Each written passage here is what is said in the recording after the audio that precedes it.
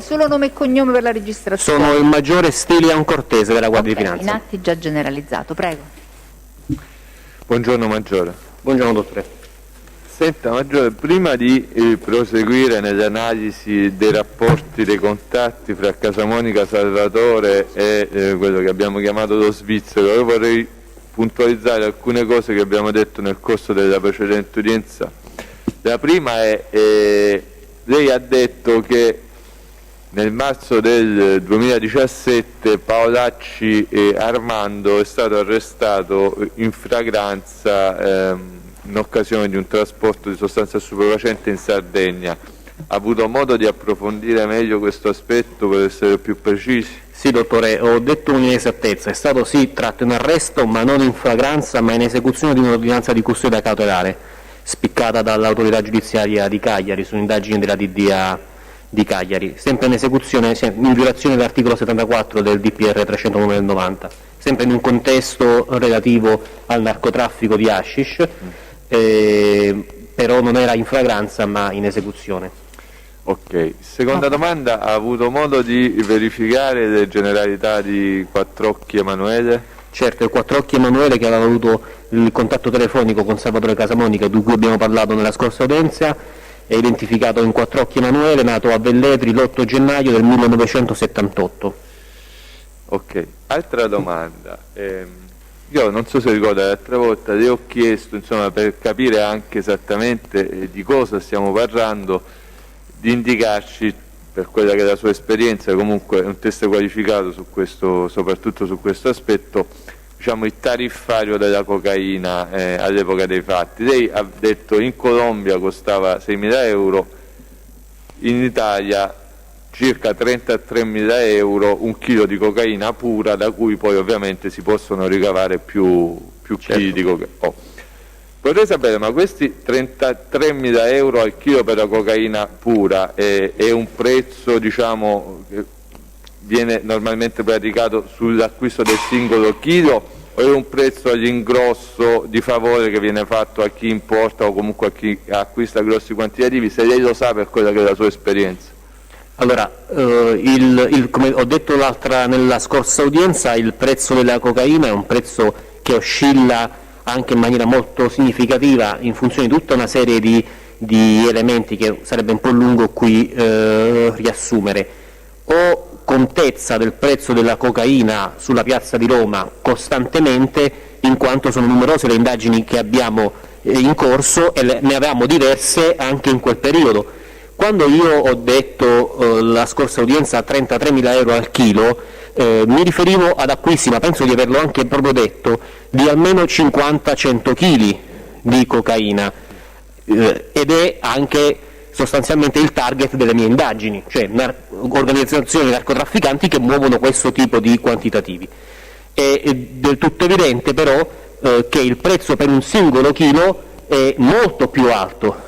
Anche 50.000 euro può costare un singolo chilo di cocaina pura, intendiamo. Per cocaina pura intendiamo una cocaina che abbia una purezza di oltre il 75-80%, dal quale si può ricavare almeno il quadruplo, dico almeno il quadruplo, di cocaina da strada. Ecco. Poi dipende da tutta una serie di ulteriori lavorazioni che possono essere effettuate, ma questi sono i prezzi. Quindi anche il singolo, anche comprare 50 kg a Roma e poi rivenderli così puri, un chilo alla volta, permette un margine molto molto ampio, ecco, semplicemente spacchettando i 50 kg in 50 diverse cessioni da un chilo. Va bene, grazie, è stato chiaro su questo aspetto. Allora proseguiamo con l'analisi. Stavamo analizzando i contatti fra Casamonica Salvatore e lo svizzero mediante il telefono Aquarius, sì, di cui abbiamo parlato. Fra l'altro, prima di proseguire, le chiedo se lei lo sa, visto che poi abbiamo parlato a lungo di questo telefono, ma la piattaforma che lei ha descritto come una grande cartella condivisa sostanzialmente, sì, ha un nome particolare? Il software che loro utilizzavano si chiama Encrochat. Encrochat. Lo sappiamo perché lo abbiamo visto, insomma, lo abbiamo aperto. E ha avuto modo di verificare questo contatto su EncroChat, se è un contratto diciamo sine die, se è una scadenza? No, allora, questo contratto, d'altronde lo abbiamo detto anche nel secondo incontro di Milano a Caffè Trussardi, quando Salvatore Casamonica consegna il telefono allo svizzero, all'undercover svizzero, gli ricorda, gli specifica che è un contratto semestrale, dopo 6 mesi scade, quindi il contratto inteso, il software diciamo, va pagato e garantisce contatti inintracciabili ma soltanto per 6 mesi, poi dopo va riacquistato un altro pacchetto, diciamo, per usare un termine poco tecnico, però insomma Sì, spero no, sia ci siamo chiaro. capiti, ci serve anche poi per diciamo, leggere fra virgolette alcune intercettazioni. Senta, andiamo avanti. Allora, cosa succede l'11 maggio 2018? Allora, un attimo che arrivo al punto.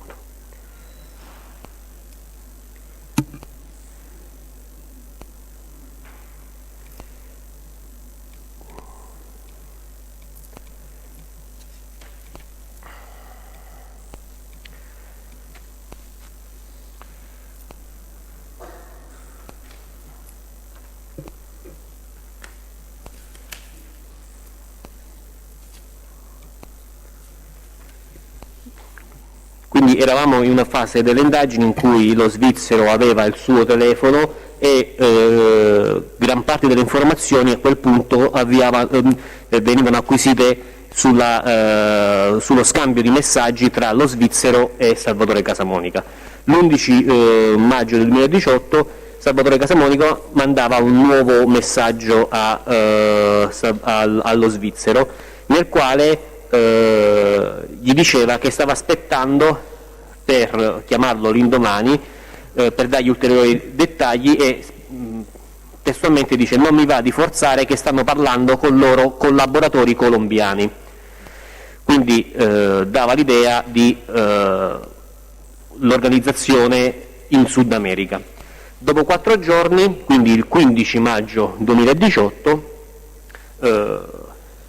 Salvatore Casamonica mandava un altro messaggio e chiariva che avevano sia l'aereo sia lo stupefacente, tant'è che scriveva: comunque il lavoro lo facciamo presto, materiale c'è, aereo c'è, partenza da stabilire, quantità 1200-1300, quindi eravamo partiti con l'obiettivo di fare un volo di prova con un piccolo quantitativo, poi è aumentato, poi anche il prolungarsi dell'attesa per organizzare il tutto ha portato l'organizzazione evidentemente a decidere di fare il primo viaggio direttamente con il massimo carico trasportabile.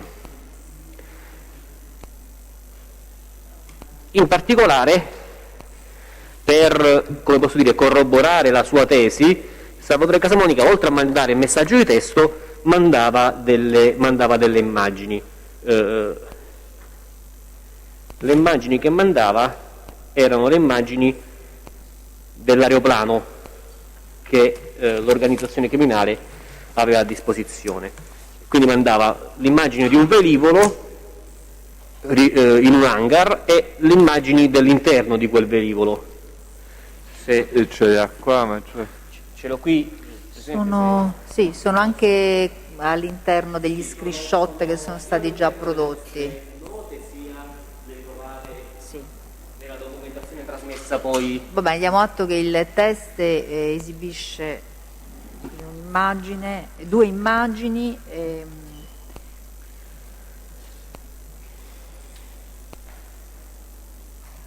già diciamo così, comprese nella messaggistica relativa al 15 maggio 2018. Quindi questa immagine, va bene, un'immagine di un aeroplano e dell'interno di un aeroplano. Sono delle immagini che sono, diciamo, una stampa di immagini già ricomprese nella messaggistica relativa alla chat del 15 maggio 2018.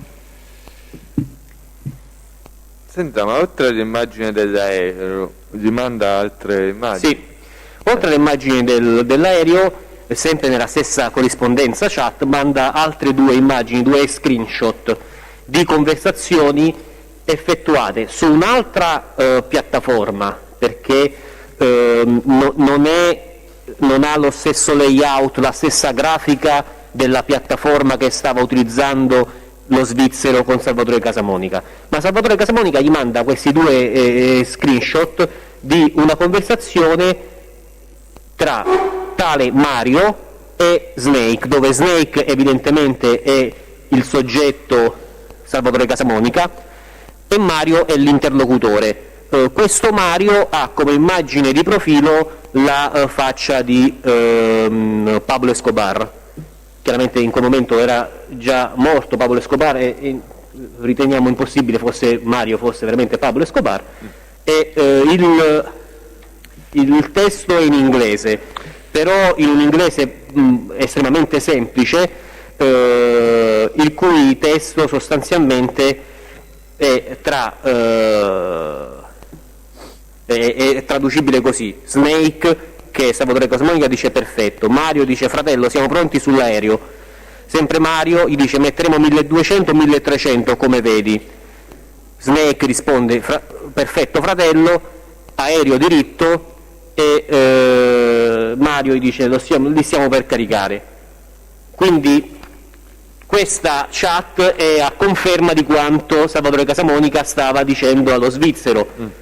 Di fatto Salvatore Casamonica fa vedere che si sta interponendo tra dei soggetti, tale Mario che probabilmente è in Sud America in quel momento, e a riprova, per dar conferma di che ciò che stava dicendo aveva dei fondamenti, manda le fotografie dell'aeroplano di cui ho già prodotto e questi screenshot che, se fosse possibile.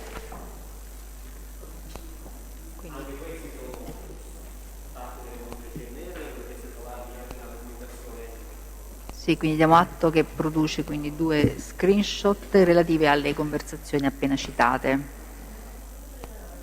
Due screenshot relativi alle conversazioni appena citate. No, sono conversazioni citate perché le ha appena adesso dette all'interno della conversazione del 15 maggio. Senta Maggiore, ma accanto alla faccia di Pablo Escobar c'è una frase scritta, ci spiega? Allora, se si vede l'immagine, sotto il nome Mario e la faccia Pablo Escobar c'è un messaggio del sistema, message the extraction time 10 hours, cioè questo messaggio si autodistruggerà fra 10 ore. A riprova del fatto che anche quest'altra piattaforma di messaggistica è una piattaforma evidentemente non intercettabile e che permetteva la distruzione dei messaggi dopo un orario stabilito, insomma, dagli interlocutori. Andiamo avanti. Il 18 maggio, quindi 3 giorni dopo, ricominciavano i messaggi tra Salvatore Casamonica e lo svizzero, e Salvatore Casamonica avvertiva che la settimana successiva avrebbe detto la data della partenza dell'aeroplano dal Sud America, che con ogni probabilità sarebbe arrivato questo aeroplano nei primi giorni del mese di giugno 2018, e che l'aereo che avrebbero utilizzato era un Challenger 601. A tal proposito inviava un'immagine di un aeroplano che effettivamente è un aeroplano Challenger 601 che ha le capacità tecniche effettivamente per fare il volo di cui aveva bisogno l'organizzazione criminale, e ha un carico utile per poter trasportare diverse persone più almeno 1,5 tonnellate di carico. Allora, un attimo solo, do atto quindi che il test esibisce la fotografia ricompresa nella conversazione del 18 maggio 2018. Prego. Il successivo 29 maggio gli ulteriori messaggi fra Salvatore Casamonica e lo svizzero vedevano Salvatore Casamonica scrivere: oggi parte il mio amico per il Brasile che va a parlare con colombiani, per precisare il tutto pochi giorni ci dicono data.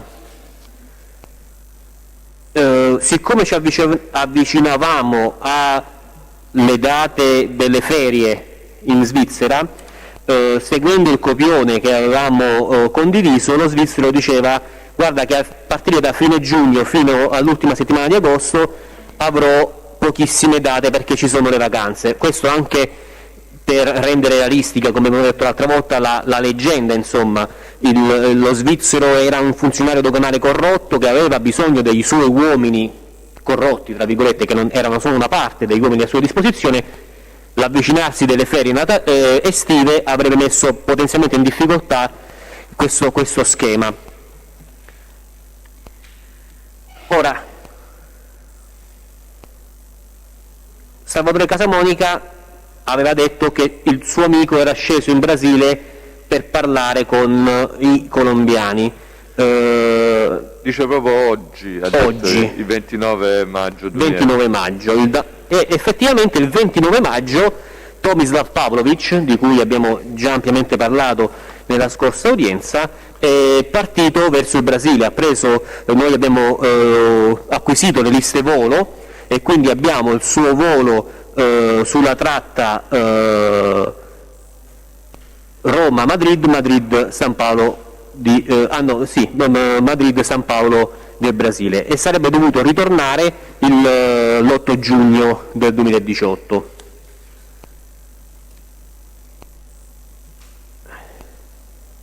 Il 31 maggio c'erano altre novità condivise attraverso la piattaforma criptata dei telefoni che non potevamo intercettare, gli Aquarius. In particolar modo Salvatore Casamonica riferiva che era tutto pronto, dice: bene, siamo pronti, quanto ti serve di preavviso per organizzarvi? Riferiva che avrebbero caricato 50 valigie con una quantità di 1200-1300 kg di stupefacente e gli diceva che passeggero arriva con una bolla, sarebbe documento per il viaggio.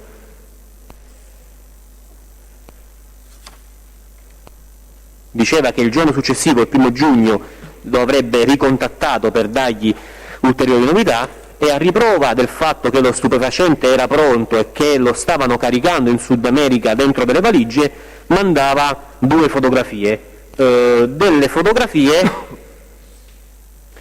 in cui venivano ritratti dei panetti di cocaina confezionati. Roberto. E gli stessi venivano fotografati in momenti diversi del confezionamento dello stupefacente, cioè venivano ritratti il panetto di cocaina avvolto dal cellophane, il panetto di cocaina avvolto anche da un nastro scuro con delle borse, se non mi sbaglio, adesso non ho qui la fotografia, ve l'ho consegnata, mi sembra una busta di Armani, se non ricordo male, si dovrebbe vedere, sì, Armani Outlet. Senta Maggiore, ma quella doppia B che c'è sul panetto che si vede dalla foto, voi sapete che cos'è, cosa significa? Allora, noi esattamente cosa sia la doppia B non lo sappiamo, però in maniera estremamente documentata storicamente che lo stupefacente, soprattutto la cocaina, viene marchiato con dei loghi di fantasia. I loghi di fantasia servono a tutta una serie di funzioni, servono a identificare il produttore, ma anche a distinguere il destinatario dello stupefacente. Quindi in questo caso più che di fantasia, convenzionali, se ho capito. Sì, convenzionali, nel senso che in questo momento abbiamo trovato un logo BB, ma poi spesso si trovano loghi di marche, insomma loghi che poi vengono utilizzati anche nelle comunicazioni criptate, insomma, no? Ti ho mandato 50 Chanel, per dire, è possibile che siano 50 kg di cocaina con il marchio della doppia C di Chanel, insomma in questo caso il marchio è BB. Va bene, diamo atto che vengono esibite 2 ulteriori fotografie inserite nella conversazione citata. Andiamo avanti. Il 3 giugno del 2018 c'erano ulteriori conversazioni di interesse sul telefono criptato. In particolar modo Salvatore Casamonica diceva che avrebbero fatto una prova per 600, materiale già sta aeroporto di Rio de Janeiro.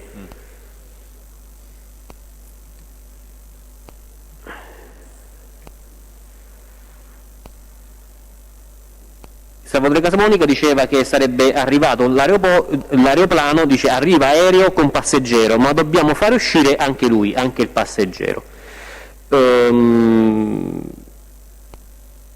Seguendo un copione che avevamo condiviso con gli svizzeri, non avevamo noi ancora discusso, cioè lo svizzero non aveva ancora discusso con Salvatore Casamonica la possibilità di far uscire una persona da dentro l'aeroporto di Sion. Questa era una novità di cui non c'erano stati patti criminali, quindi non poteva passare in maniera come posso dire, semplice far uscire una persona in clandestino in quel momento ipotizzato dall'aeroporto di Sion. Quindi in qualche modo la risposta che lo svizzero dà e risponde così come da noi disposto, è una risposta dubbiosa, stizzita in qualche modo di chi dice stai uscendo dai patti che noi avevamo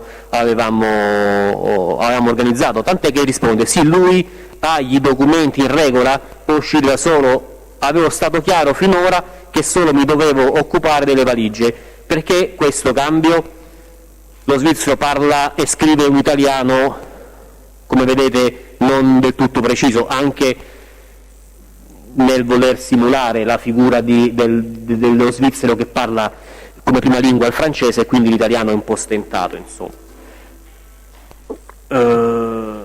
Salvatore Casamonica spiega e dice: per viaggio guardie ci deve stare, non ha visto perché aereo vuoto non può venire e andare senza passeggeri, spiegando non possiamo far partire un aeroplano dal Sud America soltanto con le valigie senza un essere umano sopra, perché per le guardie, inteso lato senso, sarebbe sospetto.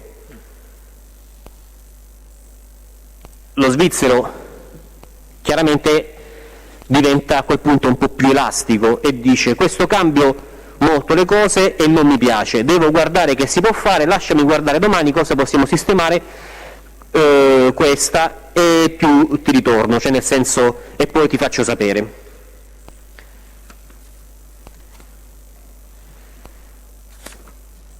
Ora, siccome Salvatore Casamonica aveva parlato dell'organizzazione con un cartello colombiano e parla della persona da caricare sull'aeroplano come un loro responsabile, testualmente dice questo, deducendo lo svizzero che il passeggero potesse essere un cittadino colombiano, si tranquillizza perché facciamo i compiti a casa e ci rendiamo conto che c'è una convenzione bilaterale fra la Colombia e la Svizzera per cui i cittadini colombiani possono andare in Svizzera senza visti particolari, quindi non c'era motivo per lo svizzero essere troppo rigido su questa cosa.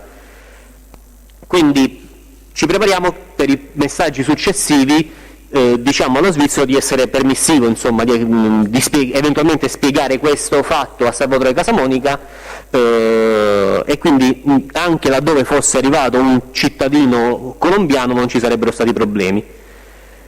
Il 6 giugno 2018 però Salvatore Casamonica in qualche modo risolve il problema da solo scrivendo: vengono 2 giocatori con visto turistico, sì, meglio così, meno rotture, tra 2 giorni va pilota da loro così facciamo tutto bene. Quindi sarebbero non venuti soggetti colombiani ma 2 giocatori di calcio, e anche questa informazione coincide con quanto era stato scritto in quel pizzino di carta che all'inizio è stato mandato da Salvatore Casamonica. Vi ricordate, giocatori squadra di calcio, un nome di squadra a noi incomprensibile, e quindi in questo caso dice vengono con visto turistico, quindi non ci sarebbero stati problemi, non erano clandestini, insomma, non avrebbe avuto problemi lo svizzero a farlo uscire perché non c'era bisogno di nessuna forzatura del sistema doganale svizzero. Lo svizzero quindi dice: avevo trovato una soluzione, sottintende senza spiegarlo perché sarebbe stato lungo, se era colombiano non c'erano problemi, ma è meglio con il visto perché le cose sono più sicure.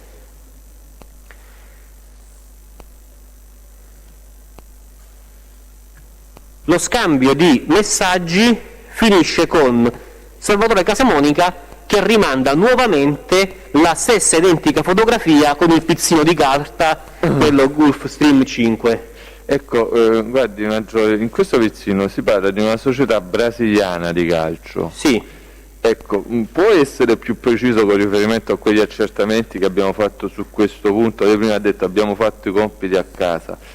Cioè l'accordo bilaterale fra la Svizzera e un paese sudamericano che consentiva l'ingresso senza visti per atterrare, con quale paese era? Con la Colombia. Per il Brasile c'era bisogno di un visto turistico in questo caso, quindi calcio brasiliano.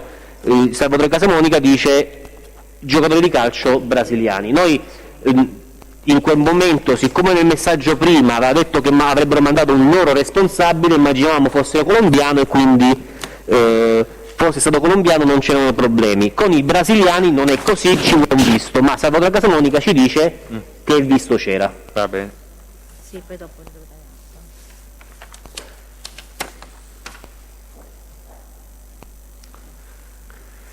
L'8 giugno 2018 Salvatore Casamonica e lo svizzero si scambiavano altri messaggi.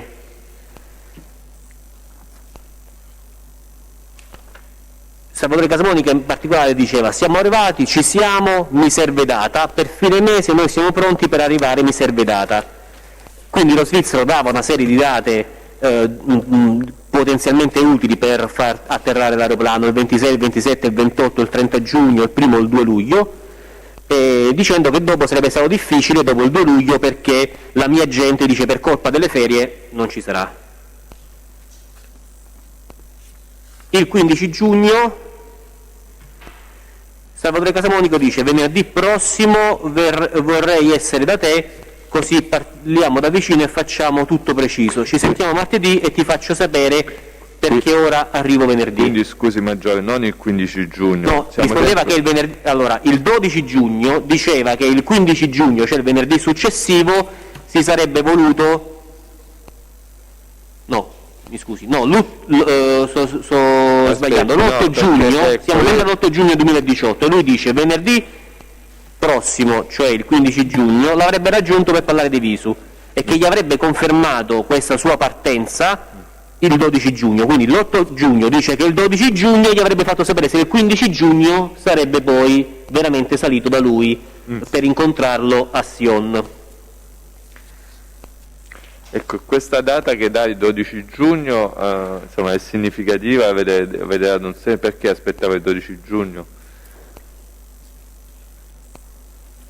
Ora, il volo di rientro che era previsto per l'8 giugno di Pavlovic dal Sud America verso l'Italia, Pavlovic lo aveva posticipato, dall'8 giugno l'aveva posticipato proprio al 12 giugno, quindi evidentemente Salvatore Casamonica per dire, per confermare la sua ascesa il 15 giugno, aspettava il rientro di Pavlovic dal Sud America. Anche questo rinvio del rientro di Pavlovic, cioè il fatto che si fosse preso altri 4-5 giorni, sembrava coincidere con l'organizzazione, come avete visto i messaggi, insomma hanno avuto bisogno di qualche giorno in più per organizzare il tutto in Sud America, quindi evidentemente Pavlovic ha avuto bisogno di qualche giorno in più in Sud America per poter rientrare poi in Italia con le informazioni definitive.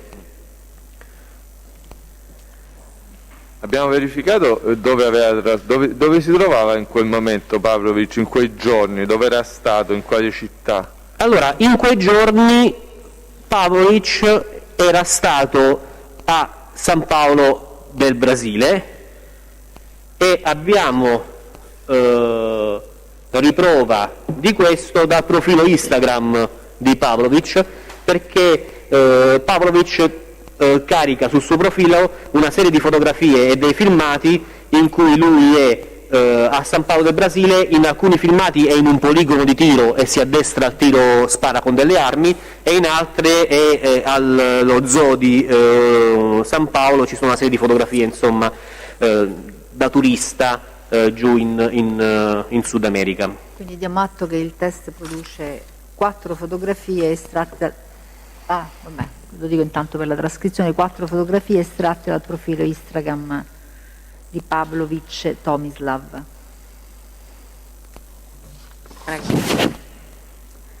Il 13 giugno ritornavano a sentirsi e Salvatore Casamonica diceva: pomeriggio torna mio amico da Brasile, stasera sto con lui così ci parlo e mi organizzo per venire da te. Forse per venerdì non riesco, ma per sabato sicuro arrivo. Ci possiamo sentire stasera verso le 9, intese le 21, così ti posso dire preciso quando sono da te che sto con mio amico.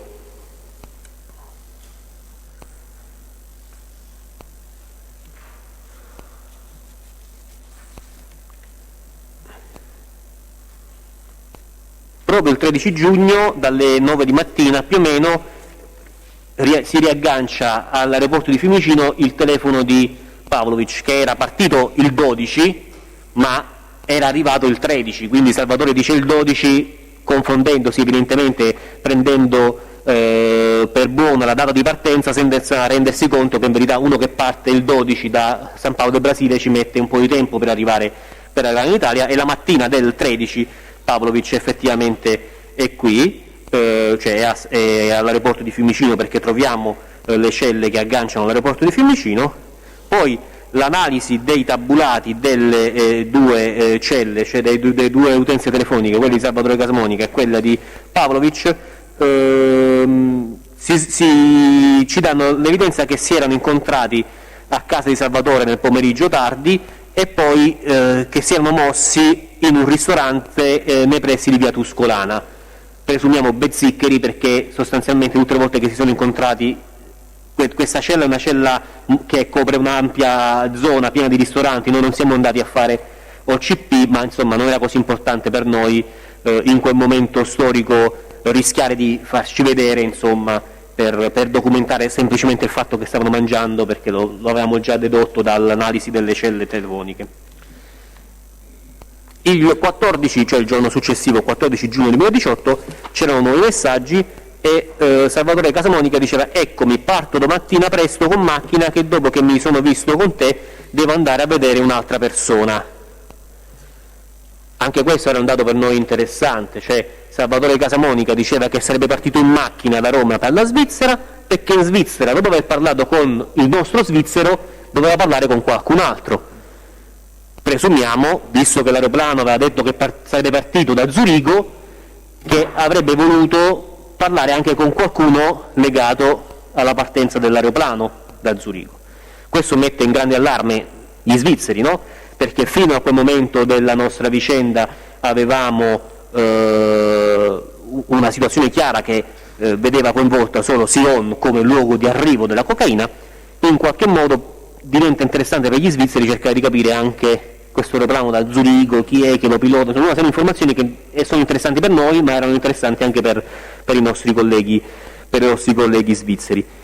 Acquisita quindi la certezza o l'altissima probabilità che il giorno dopo si sarebbero visti a Sion, faccio bagagli, prendo il primo aereo utile e parto per la Svizzera, e quindi da questo momento in poi io sono in Svizzera fisicamente con i colleghi di Sion, per controllare dall'altro lato quello che sarebbe successo negli incontri successivi.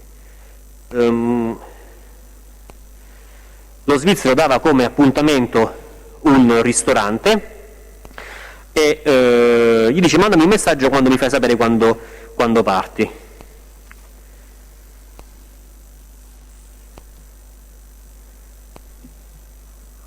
Il 15 giugno 2018, dall'analisi dei tabulati, cioè dal tracciamento delle celle del telefono intercettato di Pavlovic, il RIT è il 4042/17, ci rendiamo conto che alle 7:15 di mattina, alle 6:44, aggancia casa di Salvatore Casamonica, e alle 7:30 aggancia la stazione la cella telefonica che copre la stazione ferroviaria di Roma Tiburtina. Dalle 8:46 in poi le celle che man mano aggancia il telefono in uso al Pavlovic coprono la linea ferroviaria, quindi sono su un treno e si stanno muovendo via treno. Ma la linea ferroviaria quale? In che direzione? Roma-Milano. Senti, questo Pavlovic, è l'utenza di Casamonica Salvatore? Era accesa a casa. Cioè, Quindi Salvatore Casamonica il telefono lo lascia a casa acceso, così come è successo tutte le volte che si sono incontrati a Milano, diciamo, aveva l'accortezza di lasciarlo acceso in modo che fosse geolocalizzato a casa, ma lui, come vedremo, era con Pavlovic nel treno, tant'è che poi arriverà in Svizzera, e quando è in Svizzera il telefono continua costantemente a essere acceso a casa.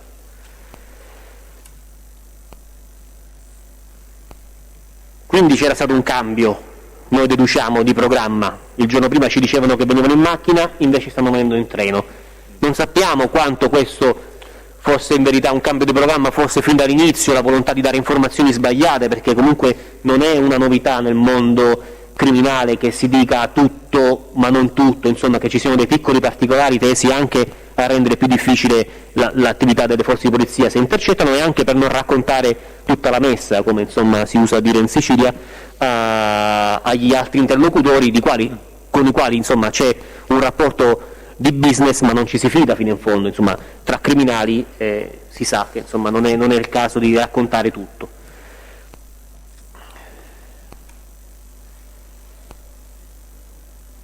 La mattina quindi di quel giorno lo svizzero manda un messaggio o meglio Casa Monica Salvatore manda un messaggio allo svizzero e dice: ok, ci vediamo in stazione ma poi andiamo in un posto tranquillo. Quindi noi nella mattina ci vediamo costretti a modificare tutto il programma, perché a margine di un incontro del genere c'era un dispositivo nutritissimo in Svizzera. In Svizzera gli svizzeri si erano organizzati in maniera assolutamente come posso dire, professionale, e abbiamo avuto una collaborazizione assoluta da parte dei colleghi svizzeri. L'undercover svizzero, che fino a quel momento insomma era un giocatore solitario mentre giocava in Italia per la polizia svizzera, coperto da noi, in Svizzera giocava in casa e aveva tutto un dispositivo molto complesso. Sostanzialmente lui aveva 3 dispositivi: il registratore identico a quello che aveva utilizzato fino a quel momento, che registrava e basta, un telefono di sicurezza del tutto normale, però che anche se appariva come il mio in questo momento spento, in verità era acceso e costantemente aveva una telefonata in corso con un'utenza che era in sala intercettazione della polizia svizzera. Siccome quel telefono ci permetteva di ascoltare in diretta che cosa stava succedendo, le cuffie dedicate a quel telefono erano fisicamente sulle mie orecchie, perché ero quello che parlava meglio l'italiano in quel contesto, ed ero anche l'unico che sapeva riconoscere la voce di Salvatore Casamonica, quella di Pavlovic, e conosceva tutta bene la storia, quindi potevo essere utile anche agli altri poliziotti per dargli delle informazioni utili. Cioè, mi sarebbe potuto rendere conto se i nostri indagati si stavano innervosendo, se lo volevano uccidere, insomma, tutta una serie di informazioni che per loro erano più importanti, no? Cioè la salvaguardia del loro agente, e poi anche investigative per cercare di anticipare per quanto possibile le mosse. Inoltre, oltre a questo, lo svizzero si è presentato perfettamente, come posso dire, con l'immagine del funzionario doganale corrotto. Cioè aveva una Jaguar nuova, fiammante, che gli avevano dato insomma la polizia svizzera, nella quale avevano montato delle ambientali per poter registrare anche il tutto. In sala intercettazione in quel momento con me c'erano il responsabile dell'operazione sotto copertura, l'ufficiale responsabile della sicurezza, l'equivalente diciamo della polizia investigativa e il magistrato che aveva autorizzato tutte le varie attività. Il magistrato, ricordo, che è il capo della Procura federale svizzera, quindi vuol dire il massimo rappresentante della G, diciamo, in quel momento elvetica, e tutta una serie di altri soggetti che non conosco. E nella macchina dello svizzero c'erano tutta una serie di cose dell'aeroporto di Sion, c'erano le cuffie, una serie di nastrini che si mettono sulle valigie, insomma tutta una serie di... era la macchina di uno che stava lavorando all'aeroporto di Sion, che esce dall'aeroporto di Sion per incontrare degli amici, ma si è dimenticato le cose da lavoro in macchina. A maggior cioè come posso dire, per corroborare ancora di più, per colorire ancora di più questa immagine, per renderla ancora più importante. Tutti quanti ci rendevamo conto che quello era un momento chiave dell'indagine e non potevamo sbagliare nulla in quella fase.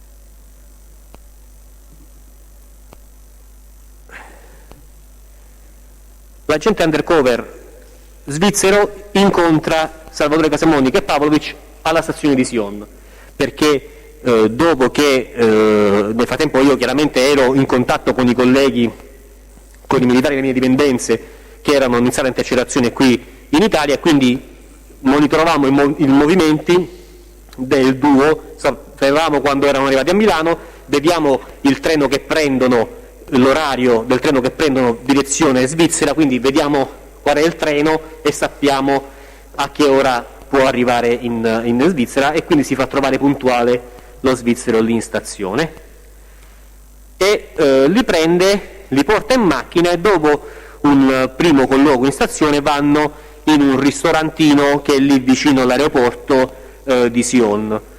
Sion è un piccolo paesino in mezzo alla Svizzera ed è, anche se è nel cuore della Svizzera, è in pianura, tant'è che c'è un aeroporto, perché la Svizzera ha le Alpi, ma tutto intorno, diciamo, al centro e tra le vallate delle Alpi, diciamo, quelle che danno sul versante tedesco e quello che vanno sul versante italiano, quindi diciamo è uno scenario così in cui assolutamente sembra una pianura, poi ci sono Alpi altissime a destra, Alpi altissime a sinistra, e il ristorantino è sulle colline, diciamo, salendo, quindi dal ristorantino si vedeva anche l'aeroporto, diciamo, in qualche modo, mentre parlano lo svizzero è nelle condizioni di mostrargli l'aeroporto sotto. Era perfetto perché hanno smangiucchiato qualcosa fuori, quindi loro si sentivano al sicuro perché nessuno li poteva sentire, perché erano non vicino ad altre persone, ma i poliziotti svizzeri erano sereni perché appostati in giro potevano vederli perché erano all'aperto in un punto molto, molto visibile.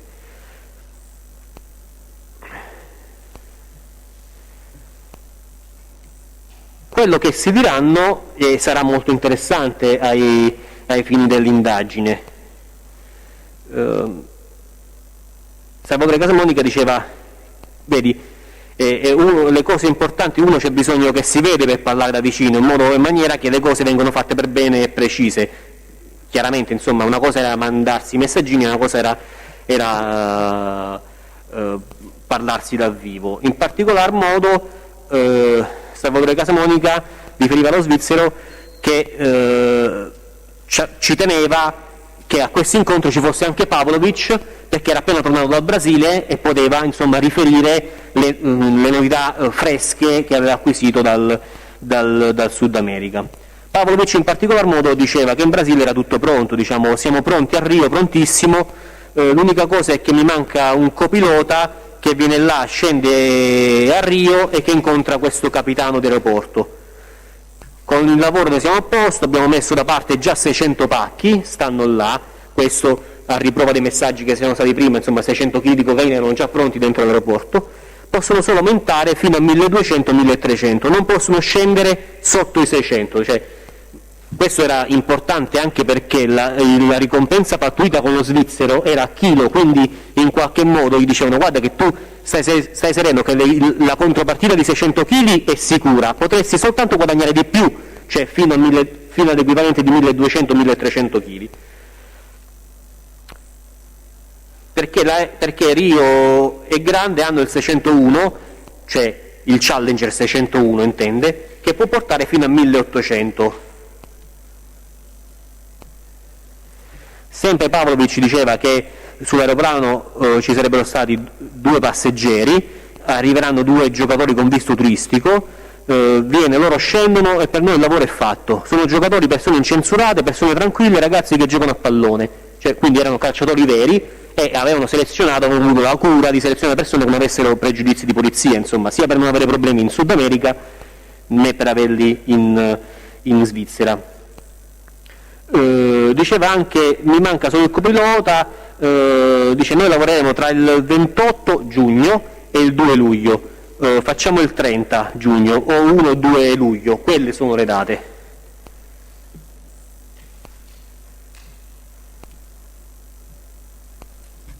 diceva che probabilmente avrebbero fatto uno scalo tecnico, l'aereo avrebbe fatto uno scalo tecnico a Miami, e questa era una delle due opzioni, cioè non esistono aerei che non di linea capaci di fare un volo transatlantico, necessariamente era come posso dire, funzionare per il rifornimento di carburante fare uno scalo tecnico o a Miami, o noi immaginavamo lo avessero fatto a Capo Verde, nel mezzo all'Atlantico, però insomma loro ci dicevano Miami. Questo in qualche modo ci faceva stare ancora più sereni, perché avendo dalla nostra la DEA, insomma, avremmo potuto monitorare anche l'eventuale scalo tecnico a Miami. Sempre Pavlovic diceva che in giornata viene il comandante dell'aeroporto, ci dice ok, oggi a soldi, ufficiale pagato, lui sta là, e il comandante gli dice tu scendi qua, noi ti accoglieremo, ti parcheggerai là. Quindi quando parla di questo comandante dell'aeroporto sembra parlare di un funzionario dell'aeroporto corrotto, insomma uno a cui vengono dati i soldi, dice, e gli dirà tu scendi qua, ti accoglieremo, ti parcheggerai qua, i passeggeri andranno a questa parte, insomma qualcuno a cui, che dirà al pilota come comportarsi nell'aeroporto. Confermava che la sostanza stupefacente era in 50 valigie, e poi gli diceva guarda, la prossima volta facciamo da 1500 in su, non da 600, sempre perché tornano sul peso, perché era per dirgli guarda che ti stiamo disturbando per l'equivalente di 600 kg, che comunque era un valore alto, perché se non ricordo male era 2500 euro al chilo, quindi stiamo parlando comunque di 1 milione di euro. Dalla prossima volta poi ne guadagnerai di più, insomma, perché faremo 1500 kg in su.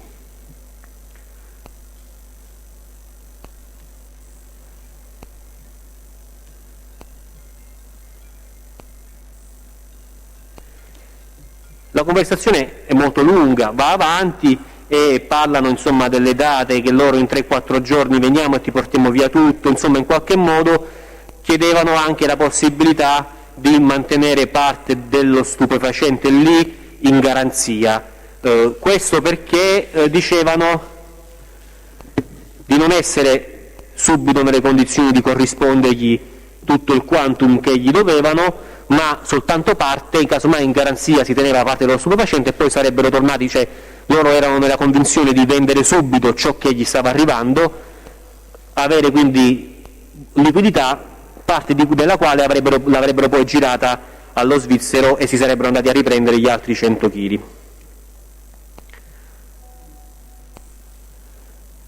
Però in tutto questo Pavlovic e Salvatore Casamonica provano a convincere lo svizzero a non fermare il suo corriere, cioè quello che avrebbe dovuto trasportare lo stupefacente in Italia a Milano. Dice, ma perché non te ne vieni direttamente a Roma? Questo avrebbe chiaramente semplificato, come posso dire, l'organizzazione del tutto per gli italiani, complicandola in qualche modo per gli svizzeri. Però al fine di, come posso dire, tranquillizzare il loro interlocutore, Pavlovic dice se scende a Roma guarda che avrà una macchina dietro e una macchina davanti, coperti tutti i caselli, macchina dietro e caselli coperti, sarà pagato immediatamente a Roma, cioè dice se però tu invece scendi a Roma non ti devi tenere 100 kg in garanzia, ti diamo tutti i soldi subito, una volta che lui esce io lo incrocio pure sull'autostrada o all'autogrill e poi lui ci viene appresso. Sempre Pavlovic dice noi abbiamo la gente e dopo gli rimane un solo casello, poi rimane solo il casello di Roma e basta, e là c'è gente nostra. Mentre Pavlovic dice questo, Salvatore Casamonica parla sopra Pavlovic, quasi a togliergli la parola, e gli dice siamo noi che controlliamo la strada, Salvatore Casamonica, conviene molto, e ritorna coi soldi. Dice, e Pavlovic dice guarda che io Salvatore 3 piotte ce l'ho, minimo 3 piotte te le mando, 300.000 euro, perché chiaramente Pavlovic si rende conto che 3 piotte non è proprio immediatamente comprensibile allo svizzero che cosa siano, e specifica 300.000 euro, fa la conversione. Poi Pavlovic in qualche modo inizia a parlare di prospettive future, cioè ha la possibilità di parlare con Salvatore Casamonica, ha di fronte lo svizzero, è un'occasione più unica che rara, si vuole organizzare per le spedizioni successive. e dice: ti volevo chiedere, io ho possibilità, io sono paracautista, dice Pavlovic, faccio sport estremi, io ho aerei di paracautismo, non è possibile se ti faccio scendere un aereo sulla pista, me lo carichi, scarichi in una parte, ecco questo tipo ti parlo per la prossima volta, vengo, te lo carico aereo, ti porta anche spicci, facciamo bam bam. Ora lo svizzero nel debriefing mi spiega che con le mani Pavlovic gli fa il gesto, cioè io vengo con un aereo, lo parcheggio a fianco all'aereo che è arrivato dal Sud America e facciamo il trasbordo aereo su aereo e me ne riparto con il mio aereo da paracautismo. Aveva in animo di fare una cosa del genere senza poi coinvolgere macchine, persone, corrieri vari. Lo svizzero chiaramente a quel punto valeva tutto e gli dà sì, si può fare, dice il problema è quanto carichiamo, la quantitativo, insomma, dipende dalla quantità e che devo guardare perché se facciamo così non posso far arrivare un aereo troppo grande, mi devi far sapere, anche perché l'aeroporto di Sion è un aeroporto piccolo nel quale possono atterrare soltanto aeroplani da turismo, un certo tipo di aeroplani, in verità non c'erano aeroplani per fare paracautismo in quell'aeroporto, quindi dice sì, ma prende tempo anche perché poteva essere tra virgolette un trabocchetto, insomma, da teso per capire l'attendibilità dell'interlocutore. Salvatore comunque riprende la parola e più che vedere nel futuro cerca di organizzare il presente dicendo allora il problema è questo, cerchiamo insomma di organizzare la logistica in modo e maniera per lo soggiorno si può fare tutto perché sennò è ovvio che andiamo a creare parcheggi l'aereo là il giorno che arriva, insomma organizziamoci in modo da non perdere tempo. Prima di chiudere Pavlovic fa un'ultima domanda e siccome è in Svizzera, parla con uno svizzero, gli viene in mente una cosa, dice ma ti volevo chiedere, ma in banca uno con 10 milioni di euro può entrare e depositarli? Cioè, intesi come visto che ci troviamo in Svizzera notoriamente paradiso bancario, quantomeno nella volgata, insomma, hai tu un contatto che mi permette di riciclare soldi? Questo era il sottotesto, neanche troppo criptico. E lo svizzero chiaramente gli dice di sì, però insomma doveva prendere che è un doganiere corrotto, viene pagato in contanti, è chiaro che ha un modo per far muovere i soldi, ma è altresì chiaro che non lo rivela subito al primo che incontra, cioè nel senso non era il primo che incontrava, però insomma in quel momento era ancora presto, dice sì, vediamo, poi ci organizziamo. Chiaramente per noi quello era un altro filone ipotetico, eventualmente fosse andata avanti la vicenda, avremmo potuto capire anche i flussi finanziari come si muovevano. Questa è la fine dell'incontro, si salutano, riporta lo svizzero i due alla stazione che rientrano a Milano e poi si muovono, passano la nottata a Milano e il giorno dopo rientrano a Roma. In serata incontro lo svizzero con i responsabili operazioni sotto copertura elvetico e facciamo il debriefing in cui acquisisco diviso insomma tutte queste informazioni che poi dopo ci verranno veicolate sia attraverso canali di polizia che poi formalmente con la rogatoria.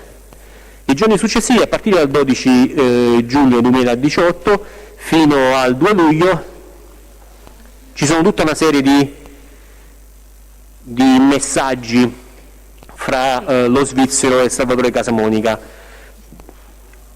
Scusi, l'ultimo contatto, quello che ha riferito adesso, è comunque 15 giugno, giusto? Esattamente. Okay, quindi dal 12, stava adesso dicendo quindi dal 19 giugno al 2 luglio ci sono tutta una serie di messaggi che Salvatore Casamonica manda allo svizzero. Il primo, 19 giugno, dice: pilota arriva oggi in Brasile, aspettiamo che parlano loro così sappiamo tutto preciso.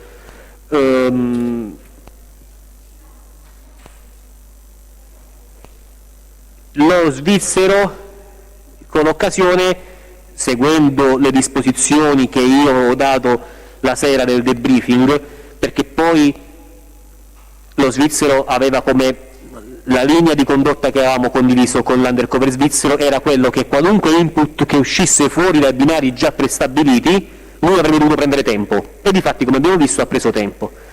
C'era una serie di risposte che doveva dare, tipo possiamo portare la roba fino a Roma?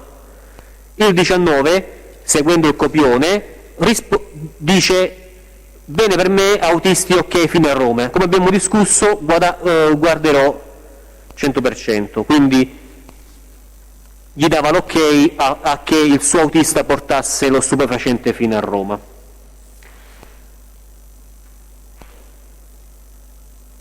Salvatore Casamonica il 22 giugno diceva: stavo parlando con un amico, eccomi, come va? Ha detto che è andata bene, ha mandato capitano, oggi ti dico resto. Lo svizzero gli comunicava una casella mail sulla quale poter mandare eventualmente delle mail, sia perché gli ha mandato la casella mail ufficiale dell'aeroporto per mandare il piano di volo, sia perché così potevano rimanere in contatto, perché Salvatore Casamonica nella riunione di Sion del 15 giugno gli dice: dammi anche una casella mail, perché casomai sti cosi non funzionano, cioè i telefoni, non avessimo un problema tecnico con i telefoni, telefoni non abbiamo, cioè, mandiamoci una mail eventualmente e quindi gli manda un contatto mail. Il 25 giugno Salvatore Casamonica dice che la partenza è stata rinviata perché c'erano dei controlli, dice: in aeroporto sono venuti i federali, i piloti erano pronti, rimangono 5-7 giorni, è una routine, piloti erano pronti, meno male che non hanno prenotato la pista, domani sera ti dico se vanno via prima. Quindi i federali per noi era una novità. Avevamo però la possibilità di chiedere ai colleghi della DEA, che hanno chiesto al loro ufficio a San Paolo del Brasile, ed effettivamente in quei giorni la Polizia Federale brasiliana stava facendo un controllo di routine all'aeroporto di San Paolo, cioè era bloccato l'aeroporto, non potevano né partire né atterrare aeroplani che non erano, soprattutto gli aeroplani da turismo, venivano controllati uno a uno. Anche per questo Salvatore Casamonica dice: meno male che non hanno prenotato pista, se no l'aeroplano sarebbe stato controllato, era possibile che la droga fosse già sopra fisicamente l'aeroplano. Quindi questo era un problema reale che in qualche modo metteva in difficoltà la partenza dell'aeroplano. Nei giorni successivi, il 27 giugno in particolare, Salvatore Casamonica scriveva: per stasera mi fanno sapere, lo so, però non possono prenotare pista finché sono loro là. Loro chiaramente intende la Polizia Federale. Il 29 giugno scrive sempre Salvatore Casamonica: aspetta stasera per la novità, si parla anche di partire da Paraguay, però è lunga per Paraguay, tempo che spostano, Matera, nel senso materiale, probabilmente ha sbagliato a digitare, ti faccio sapere stasera.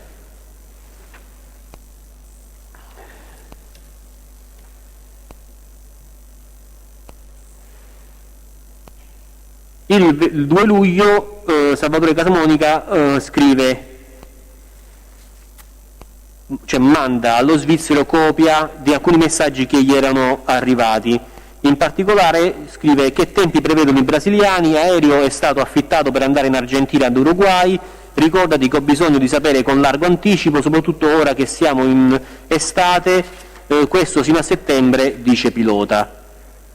Quindi deduciamo che l'aeroplano di cui loro hanno disponibilità è un aeroplano non di proprietà ma affittato, e che anche il pilota ha fretta, perché questo aeroplano a breve sarebbe iniziata la stagione estiva, siamo in Sud America, probabilmente era già stato prenotato per fare altri voli turistici, e quindi il pilota metteva fretta all'organizzazione dicendo: muoviamoci, perché sennò poi per un lungo lasso di tempo non vi posso dare la disponibilità dell'aeroplano. Sempre il 2 luglio Salvatore Casamonica diceva: ho sentito Brasile, ancora non si muovono federale, ci aggiorniamo fine settimana, è tutto pronto, ma devono andare via federali, se non riusciamo per quella data sì settembre, perché anche pilota dice lo stesso. Lo svizzero chiaramente diceva, guardando bene la situazione, gli diceva insomma che si poteva fare fino al 15 luglio, ma poi sarebbe stato difficile, e ad ogni buon conto la notte fra il 16 e il 17 luglio 2018 Salvatore Casamonica veniva tratto in arresto in esecuzione dell'ordinanza del Gramigna, insomma, l'operazione Gramigna, quindi tutto finiva così perché veniva ristretto, non c'erano chiaramente più contatti con l'organizzazione. Senta, Maggiore, lei aveva fatto cenno l'altra volta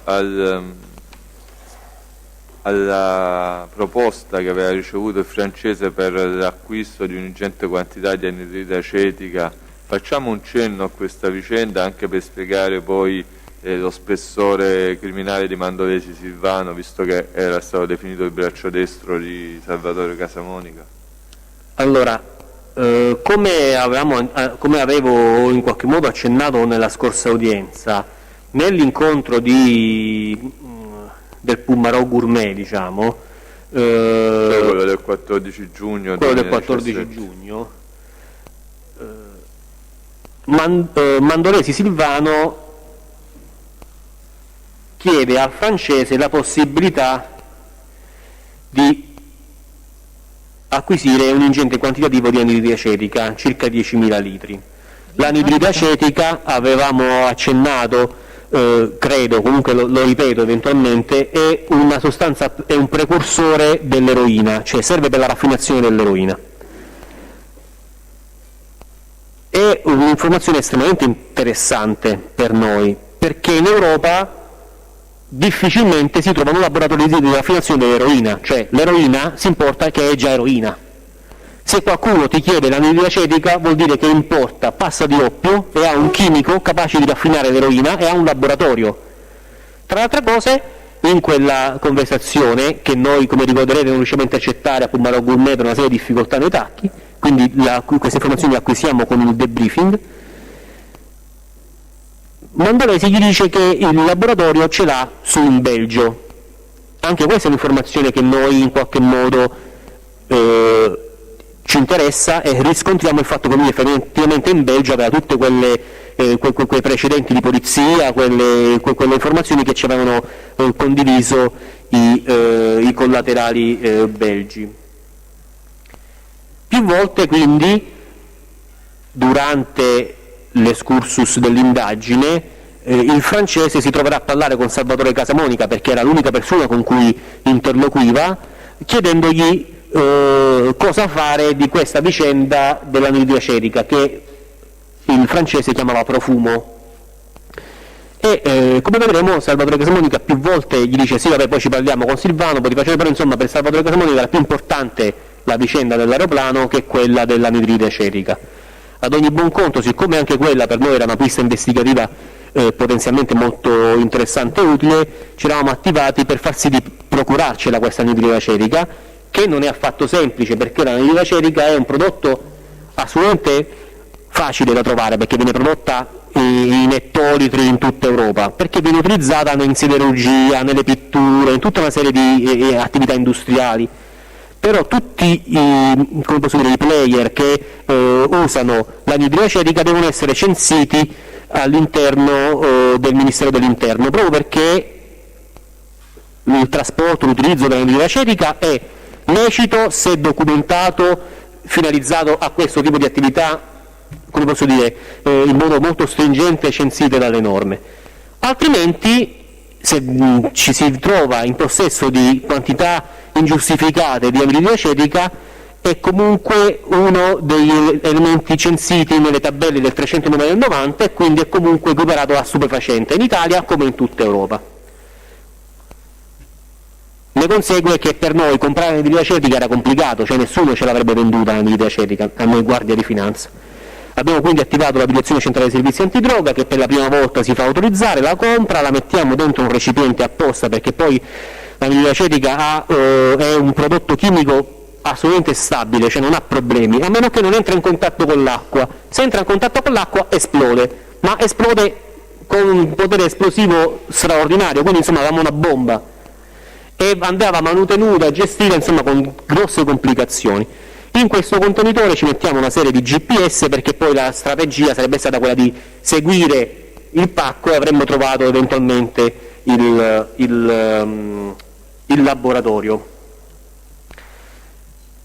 Tutto questo poi non si verificherà, perché Salvatore Casamonica verrà tratto in arresto e perché comunque durante le indagini avevamo la possibilità di seguire o l'una o l'altra strada, cioè nel senso il francese si poteva spendere o sull'aeroplano o su una visita cietica, poi in un momento o nell'altro, cioè se avessimo trovato il laboratorio saremmo dovuti intervenire, e quindi poi finiva l'indagine, fosse atterrato l'aeroplano sarebbe dovuto intervenire, cioè insomma erano o l'una o l'altra. Inoltre l'evoluzione della vicenda si è evoluta in maniera assolutamente naturale, cioè non potevamo noi tirare le fila da un lato o dall'altro.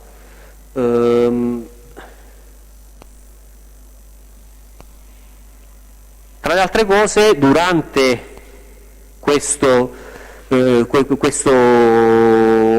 periodo di indagine, Mandolesi ha avuto una serie di difficoltà, cioè Salvatore Casamonica gli diceva il 13 dicembre 2017, RIT 3749/17, parlando di Silvano Mandolesi, hanno preso 700 kg di cocaina, 700 kg di cocaina, sono partiti dalla Colombia, hanno fermato le navi in mezzo al mare. Noi abbiamo fatto un riscontro. Questo quando è che lo dice? Questo lo dice il 13 dicembre 2017. E il RIT sempre quello? Il RIT il 3749/17. Ok. Noi abbiamo fatto una serie di richieste. Scusi, è una di quelle che abbiamo Sì, è l'ambientale che il francese porta addosso quando va agli incontri con Salvatore Casamonica. Sì, difatti non abbiamo un progressivo perché è l'ambientale.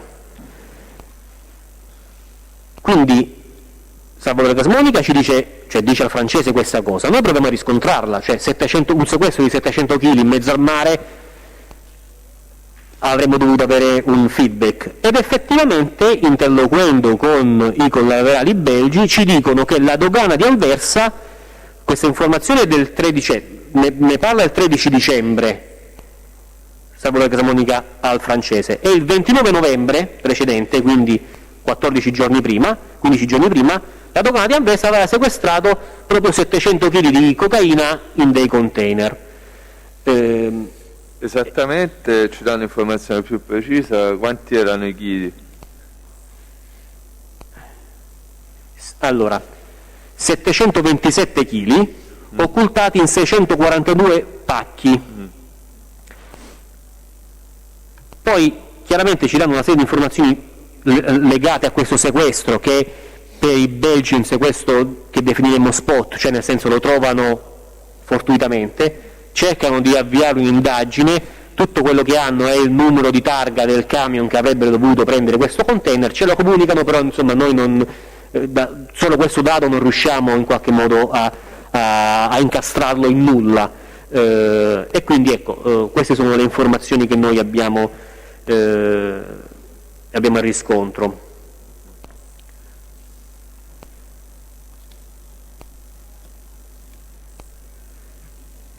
Chiaramente noi acquisendo questa informazione valutiamo quella pista come una pista più fredda, perché un'organizzazione che ha appena perso 700 kg di cocaina difficilmente poi mette su l'importazione con un soggetto, come posso dire, comunque particolare come il francese di anidride acetica, insomma la vedevamo un po' come una strada un po' più complicata, e quindi ecco il tutto si è evoluto così.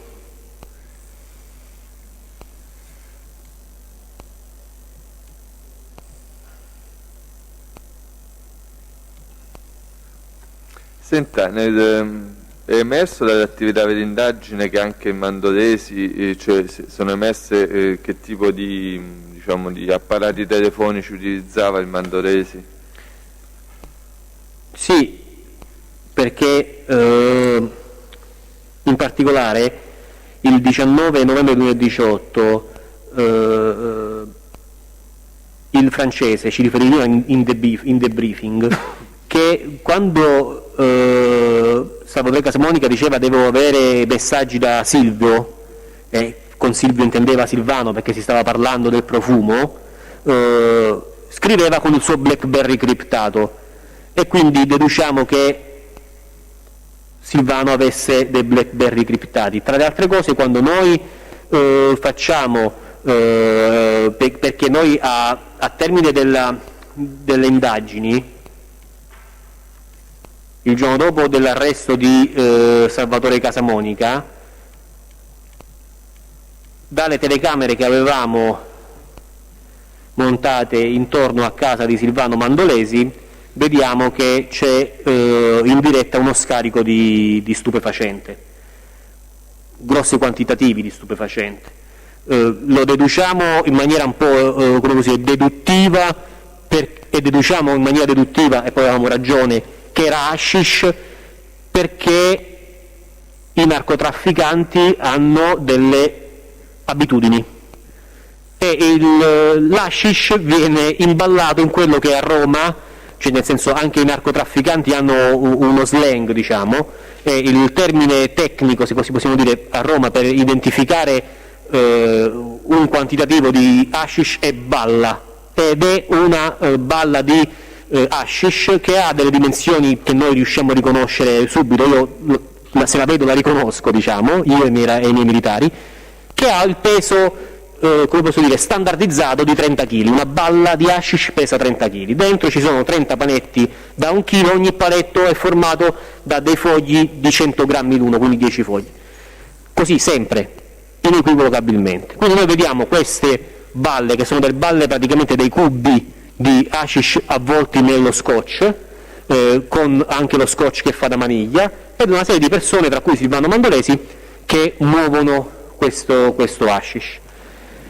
Silvano Mandolesi lascia casa, noi decidiamo di intervenire perché ormai Salvatore Casamonica era stato tratto in arresto, non avevamo molto altro da comprendere, gli elementi indiziari che avevamo acquisito a nostro avviso erano sufficienti. Ne parliamo con il dottor Musarò che seguiva le indagini, e il dottor Musarò ci dà indicazioni di fare formalmente un accesso di iniziativa ex 103 del 309 del 90, cioè avevamo il fondato motivo di ritenere che ci fosse dello stupefacente, quindi si apre lì un procedimento penale di iniziativa radicato presso la procura di Velletri, però di fatto è collegato a questa indagine. Tra altre cose, quando noi entriamo troviamo 472 kg di hashish, un numero enorme di telefoni SIM, mi sembra 11 SIM telefoniche, un jammer, cioè un dispositivo di cui abbiamo descritto l'altra volta, e tra altre cose casa era dotato di una serie di telecamere interne, quindi acquisiamo i filmati delle telecamere interne, e in quel fascicolo abbiamo potuto identificare chi erano i collaboratori, diciamo, di Silvano Mandolesi, senza spendere le nostre immagini, perché abbiamo potuto utilizzare le immagini stesse di Silvano Mandolesi, perché dalle telecamere interne si vedevano perfettamente, anzi meglio delle nostre, le facce dei fratelli Laurini, per esempio, che sono i collaboratori storici di Silvano Mandolesi in quel tipo di attività.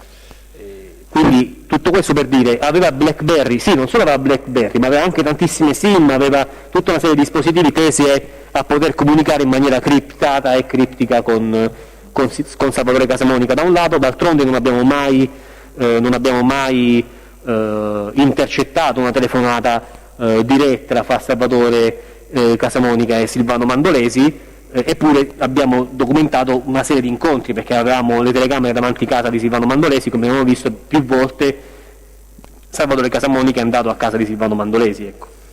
Senta Maggiore, l'ultima domanda su questo, diciamo, filone di indagine, e poi passiamo all'altro. Vorrei sapere se avete seguito i servizi di geolocalizzazione dell'autovettura in uso a Mandolesi.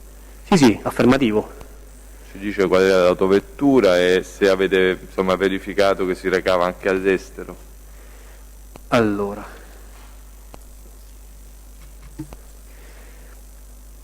Silvano Mandolesi aveva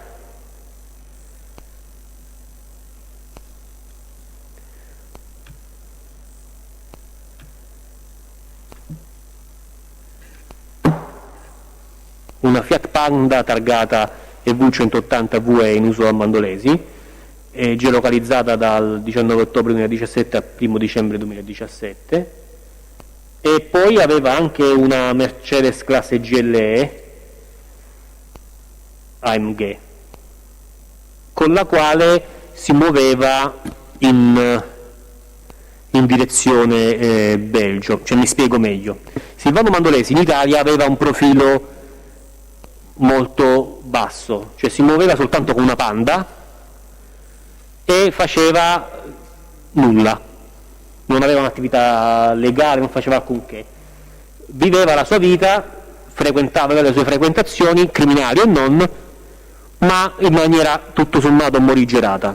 Quando si muoveva direzione casa, Belgio, parcheggiava la Panda nel garage di proprietà del papà della fidanzata di allora romana, e da quel garage tirava fuori una macchina che era sempre chiusa lì dentro e che noi abbiamo avuto grandissime difficoltà a monitorare, che era una Mercedes GLE, quindi il più grande dei SUV che fa la Mercedes AMG, quindi la versione più sportiva, una macchina che nuova costava 180.000 euro all'epoca, con la quale veniva utilizzata solo per andare in Belgio, cioè quindi quando andava in Belgio si trasformava e aveva tutto un altro tipo di approccio, insomma andava con questa Mercedes in Belgio.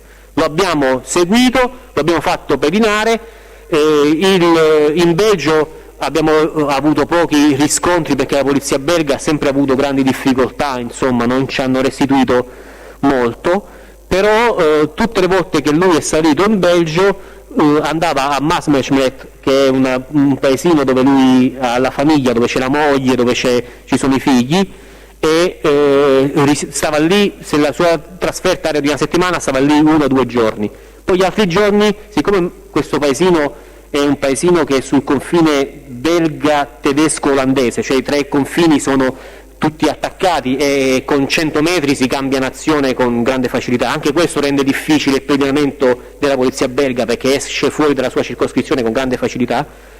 Abbiamo riscontrato che spesso si è mosso verso il porto di Rotterdam e andava, quindi in Olanda andava al porto di Rotterdam, il porto commerciale di Rotterdam. A far che non lo sappiamo. E in Belgio?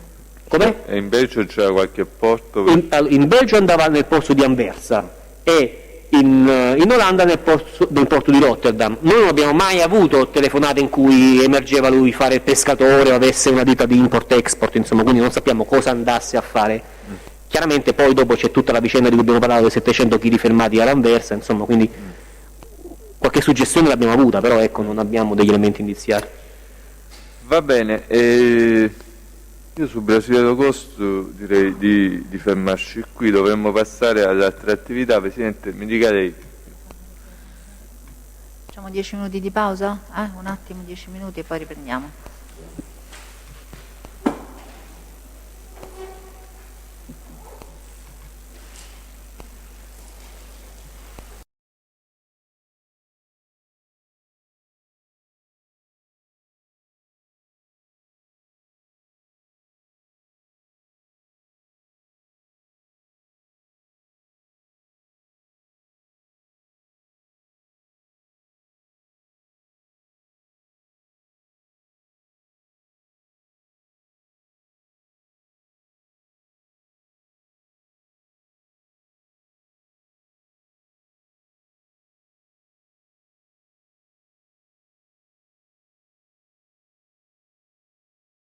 Vorrei che lei facesse una premessa per spiegare cosa era successo a Ostia nel mese di novembre 2017.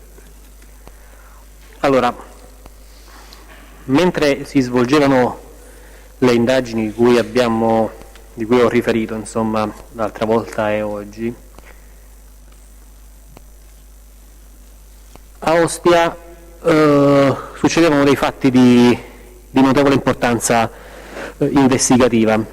In particolar modo, nei giorni successivi al fermo di Spadaroberto, precisamente il 23 novembre e il 25 novembre 2017, si sono registrati a Ostia una serie di atti intimidatori. Ora, come si ricorderà, il 7 novembre 2017 Spadaroberto e Alvarez del Huerto Ruben Nelson avevano aggredito il giornalista RAI Daniele Piervilcenzi e l'operatore Edoardo Anselmi, e per tali fatti il 9 novembre Roberto Spada veniva tratto in arresto. Il 23 e il 25 novembre succedono 3 fatti importanti. Il 23 novembre veniva gambizzato venivano gambizzati Bruno Alessandro e Ferreri Alessio, e quest'ultimo, cioè Ferreria Alessio, era il nipote di Terenzio Fasciani, soggetto organico all'omonima associazione, fratello del capo indiscusso, cioè Carmine Fasciani. E Carmine Fasciani si ricorderà che già dal luglio 2013 è detenuto al regime del 41 bis nell'ambito dell'operazione Nuova Alba, insomma, condannato per il delitto di cui l'articolo 416 bis del Sì, codice penale. abbiamo prodotto, dico per la trascrizione, abbiamo prodotto le sentenze definitive su questa operazione. Il 25 novembre, 2 giorni dopo, Aspetti. A lei ha detto Ferreria Alessio è il nipote acquisito di Terenzio Fasciani. e Ferreri Alessio è fratello di Ferreri Fabrizio, Ecco. sposato con Savera Alessandra, cognata di Spada Ottavio, detto Marco. Quindi aveva un legame di sangue acquisito con Spada Ottavio, detto Marco, e questo tornerà utile per quello che diremo successivamente. Sì. Quindi questo è il 23 novembre, quindi gambizzazione. 25 novembre cosa accade? Dei soggetti ignoti esplodevano dei colpi di arma da fuoco in via Forni, sul portone di casa di Spada Silvano, che è nipote di Spada Carmine e Spada Roberto, entrambi elementi di vertice del clan Spada. E sempre il 25 novembre altri soggetti, gli stessi soggetti comunque ignoti, esplodevano altri colpi d'arma da fuoco contro la vetrina del Bar Music, che è riconducibile a Roberto Spada. Quindi insomma in 2 giorni 3 fatti di sangue o comunque intimidatori, tutti e 3 rivolti a clan Spada, a casa del clan Spada, cioè a Ecco, Ostia. 2 domande. La prima è il Bar Music di Spada Roberto dove si trovava? Dov'era? Dov'è? È in Piazza Gasparri. Piazza- E Piazza Gasparri è storicamente, come può dire, il quartier generale del clan Spada. La seconda domanda è: lei ha detto, ha parlato di Spada Carmine, ci può dire se è conosciuto con un soprannome? Beh, Spada... detto Romoletto, Romolo Romoletto. Romo o Romoletto? Senta, in quel momento storico i fasciani, che come risulta dalle sentenze definitive che abbiamo prodotto erano gli storici alleati del clan Spada, in che stato erano? Beh, allora, le indagini fino a quel momento svolte ci facevano capire che in quel momento gli Spada non potevano più contare sull'appoggio dei fasciani.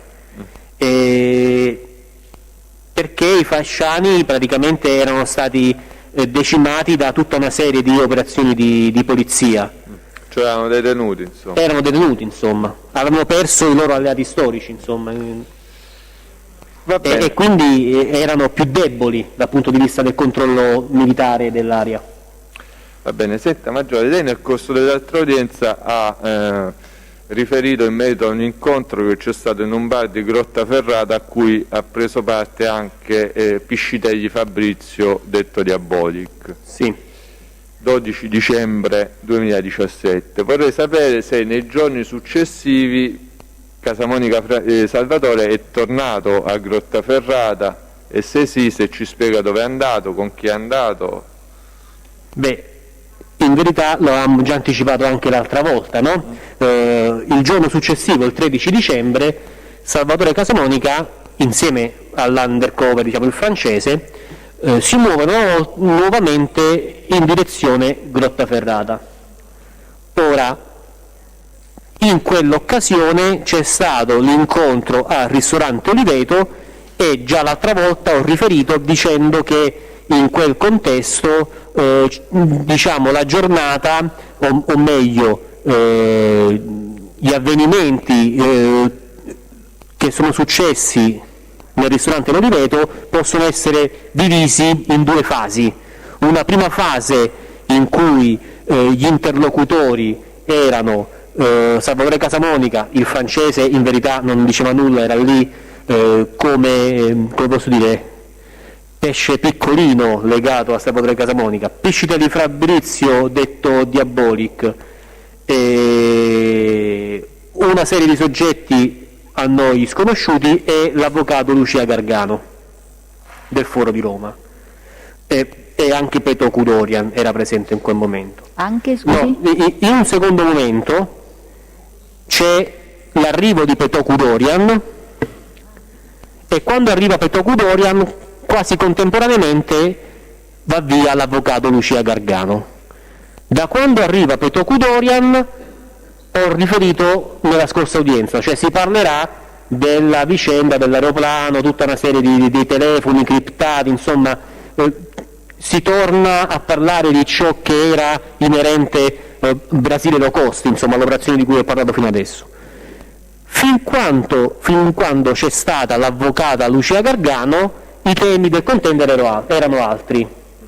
Senta, Maggiore, prima di analizzare questa conversazione devo fare due domande. La prima è: lei ha avuto modo di ascoltare questa conversazione? Sì, più volte.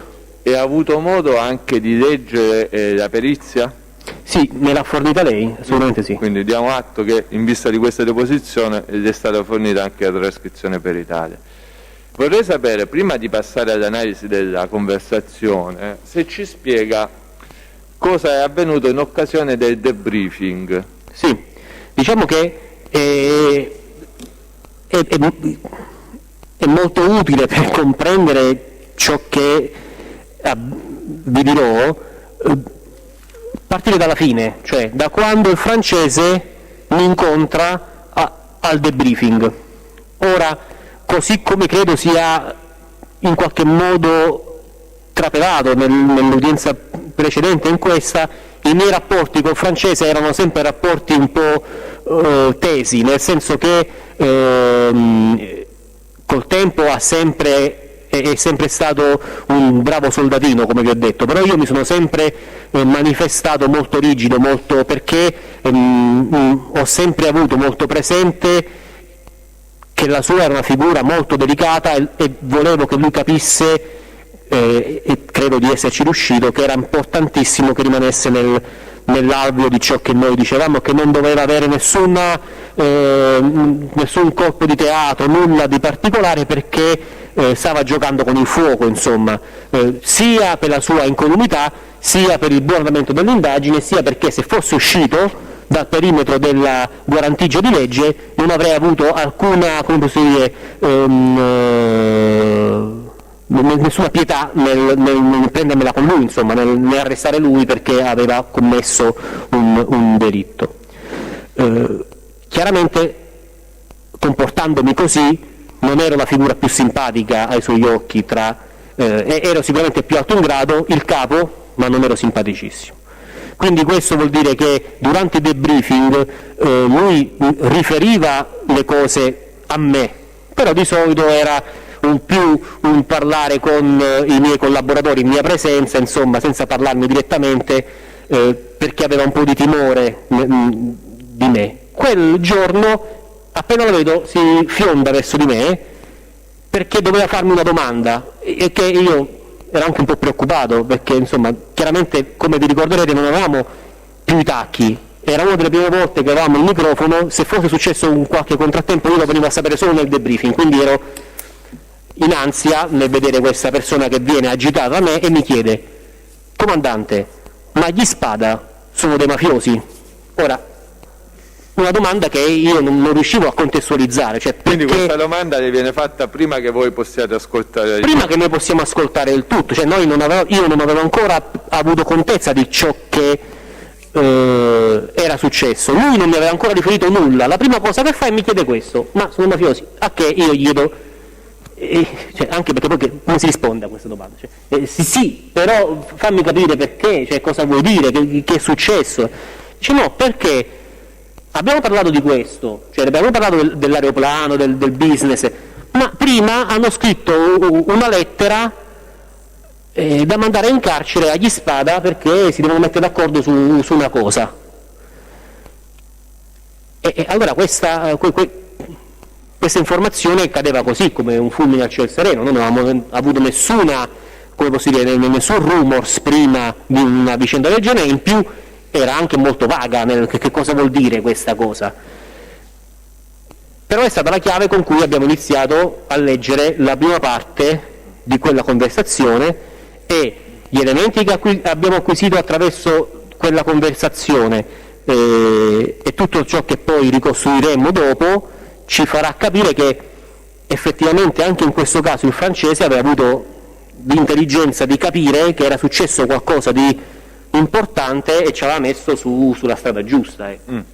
Quindi il francese, senza sapere niente degli Spada e senza conoscere questo discorso, percepisce l'importanza del discorso. Assolutamente. Senta, due domande prima di iniziare. Lei ha detto, oltre a Diabolic, a Salvatore Casamonica, poi ci sarà anche Petocu, l'avvocato Lucia Gargano, il francese, c'erano dei soggetti, ha detto lei, sconosciuti. Intende che ci sono degli interlocutori che non abbiamo identificato? Ci sono degli interlocutori che non abbiamo identificato. Bene. Altra domanda è, per quello che emerge dalla conversazione, poi eventualmente la sua risposta la dovrà ancorare a dati di fatto, cioè a passaggi della conversazione, la presenza dell'avvocato Gargano in questo pranzo era una presenza casuale o no? Allora, no, perché quando il francese con Salvatore Casamonica arriva nel parcheggio del ristorante L'Oliveto, l'avvocato Lucia Gargano ancora non è presente al ristorante e noi registriamo la voce di Fabrizio Piscitelli che dice l'avvocato, deve ancora arrivare l'avvocato, quindi c'è Piscitelli che sta aspettando l'arrivo dell'avvocato, lo chiede agli altri, quindi anche gli altri evidentemente erano a conoscenza del fatto che dovesse arrivare l'avvocato e quindi c'è un gruppo di persone, tra cui Fabrizio Piscitelli, Salvatore Casamonica, incidentalmente in quel caso il francese, che stanno aspettando l'arrivo di un avvocato. Questa è quando sono ancora fuori dal ristorante? Sì, quando sono ancora fuori dal ristorante. Qualcuno degli interrogatori risponde quale avvocato, l'avvocato, che c'entra l'avvocato? No. Ok, quindi entrano nel ristorante. Sì. Dopo quanto tempo arriva l'avvocato Gargano? No, poco dopo, perché guardi, allora noi abbiamo una difficoltà a collocare il tempo in questi casi, perché non avendo un registratore abbiamo il minutaggio progressivo della registrazione, di conseguenza non sappiamo quel minuto, cioè il primo minuto di registrazione a quale tempo reale corrisponde, però sappiamo quanto tempo passa fra una cosa e un'altra. La frase di cui le ho detto l'avvocato deve ancora arrivare avviene al minuto 3:55, cioè 3 ore e 55 minuti. Sì. L'avvocato, iniziamo a sentire la voce dell'avvocato Lucia Gargano alle 4 ore e 6 minuti, quindi 11 minuti dopo. Allora, iniziamo a analizzare la conversazione nella parte in cui riguarda la vicenda Ostiense.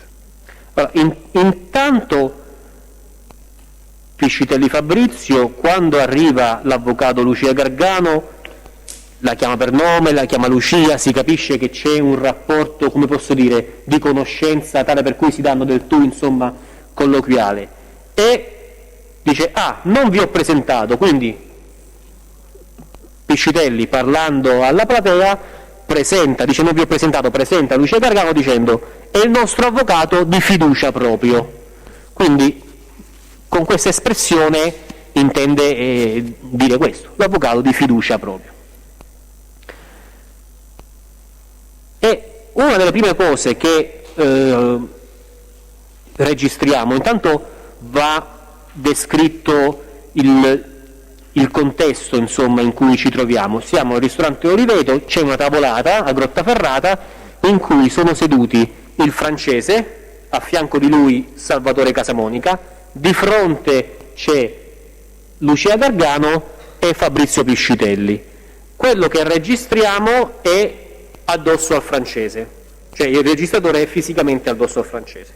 Nonostante questo riusciamo a sentire quello che si dicono, e anche perché gran parte della conversazione avviene fra Fabrizio Piscitelli e Salvatore Casamonica, quindi in qualche modo con la voce rivolta anche verso il francese, quindi verso il nostro microfono. E in un primo momento Fabrizio Piscitelli, parlando alla presenza di Salvatore Casamonica, chiede a Lucia Gargano se difendesse ancora Spada Ottavio, e Lucia Gargano risponde affermativamente, quindi era ancora, secondo Lucia Gargano, il difensore di Spada Ottavio, e diceva in collaborazione con lo studio di Staniscia, perché l'avvocato Lucia Gargano lavorava in collaborazione con l'avvocato Angelo Staniscia e lavorava presso il suo studio. Tant'è che lei dice ho capito, Piscitelli, parlando con Salvatore Casamonica, gli dice: capito, lui ce l'hanno loro, lei con Staniscia.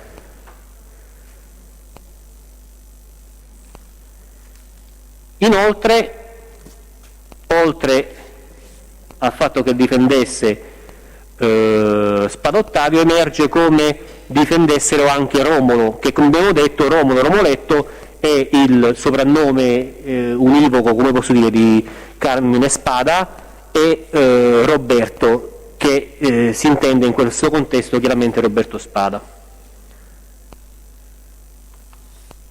Quindi queste sono proprio le prime cose che si dicono, cioè come se fossero la presentazione. Quindi Piscitelli, parlando a Salvatore Casamonica, le prime cose che dice è: questo è il nostro avvocato di fiducia proprio, e poi gli spiega chi difende questo avvocato.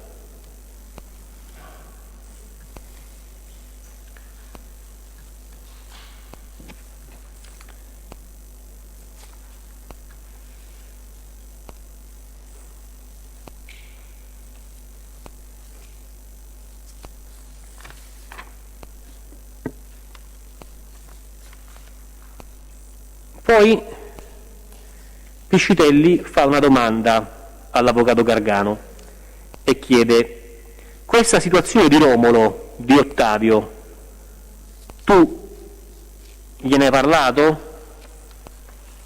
Questo quanto tempo dopo? Cioè qual è il... Allora, questa conversazione avviene dal minuto 5 ore e 24 in poi. Ecco perché dico, me lo conferma, risulta anche dalla trascrizione peritale, questa conversazione che lei sta per descrivere inizia a pranzo praticamente finito, cioè, si capisce dalle ordinazioni che fanno, che ordinano il whisky. Sì, no, difatti. Ecco, quindi fanno il pranzo, quindi poi alla fine del pranzo lei stava dicendo, quindi cos'è che dice Piscitelli? Dice: ma quando gli ho scritto la lettera di questa situazione di Romolo, di Ottavio, tu gliene hai parlato? Però Maggiore, usiamo la trascrizione peritale perché questa fa fede in questo dibattimento.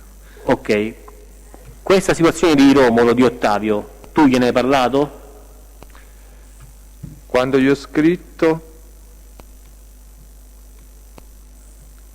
Allora, un attimino. Ma quando gli ho scritto ad Angelo di sta situazione di Romolo, di Ottavio, tu gliene hai parlato? Chiedo scusa perché ho sia le conversazioni nel nostro ascolto che quella peritale, quindi ho confuso le due informazioni. Quindi alla domanda del dottore, quella peritale, ciò che il perito ha trascritto è: ma quando gli ho scritto ad Angelo di sta situazione di Romolo, di Ottavio, tu gli hai parlato? E innanzitutto vorrei sapere se voi poi avete sapete chi è Angelo. Beh, Angelo è Angelo Staniscia, l'avvocato Angelo Staniscia del Foro di Roma. La Gargano risponde: io gliene ho parlato, con Romolo ho parlato. Salvatore Casamonica dice: vabbè, non te lo dico io. Roberto dice: sì, non lo so, ma io lo sai quante ore ho lavorato con lui, problemi con la gente. Salvatore dice: sì, tale Roberto incomprensibile dice: non te lo dici. Fabrizio Piscitelli dice: se stanno a ammazzà.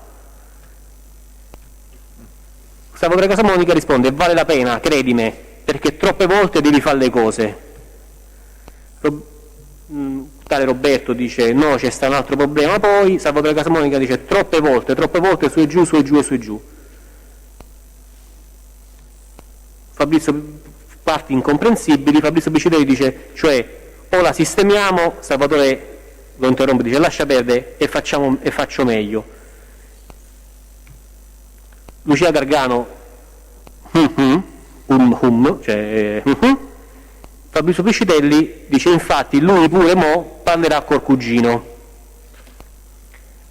questa frase Piscitelli la rivolge a Gargano che affiancò a lui, dice infatti pure lui mo parlerà col cugino, parlando di Salvatore Casamonica, che parlerà con suo cugino.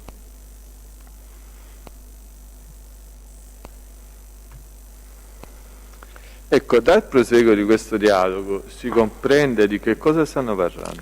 Beh, dal proseguo intanto è chiaro che questo dialogo è un dialogo intercettato in maniera un po' frastagliata per i motivi di cui vi ho detto prima, insomma abbiamo un microfono addosso, però ci sono dei punti, soprattutto di cosa stanno parlando, sono estremamente espliciti.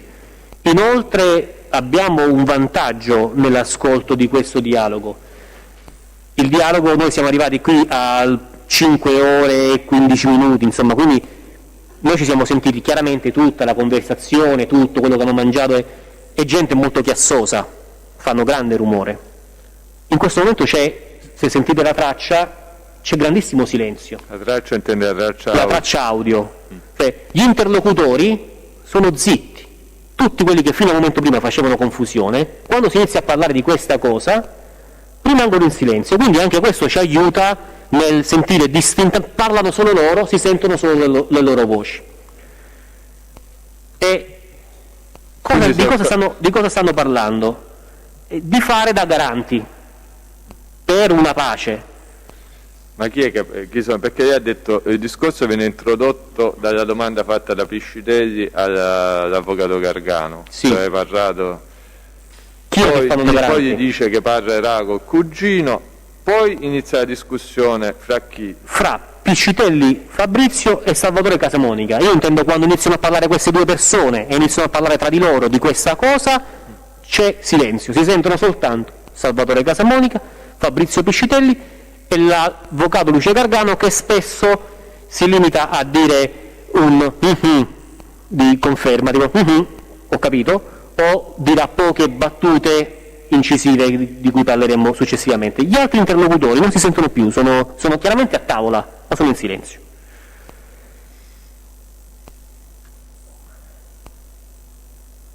Casamonica a un certo punto dice, perché quello che... Vado a prendere la parte...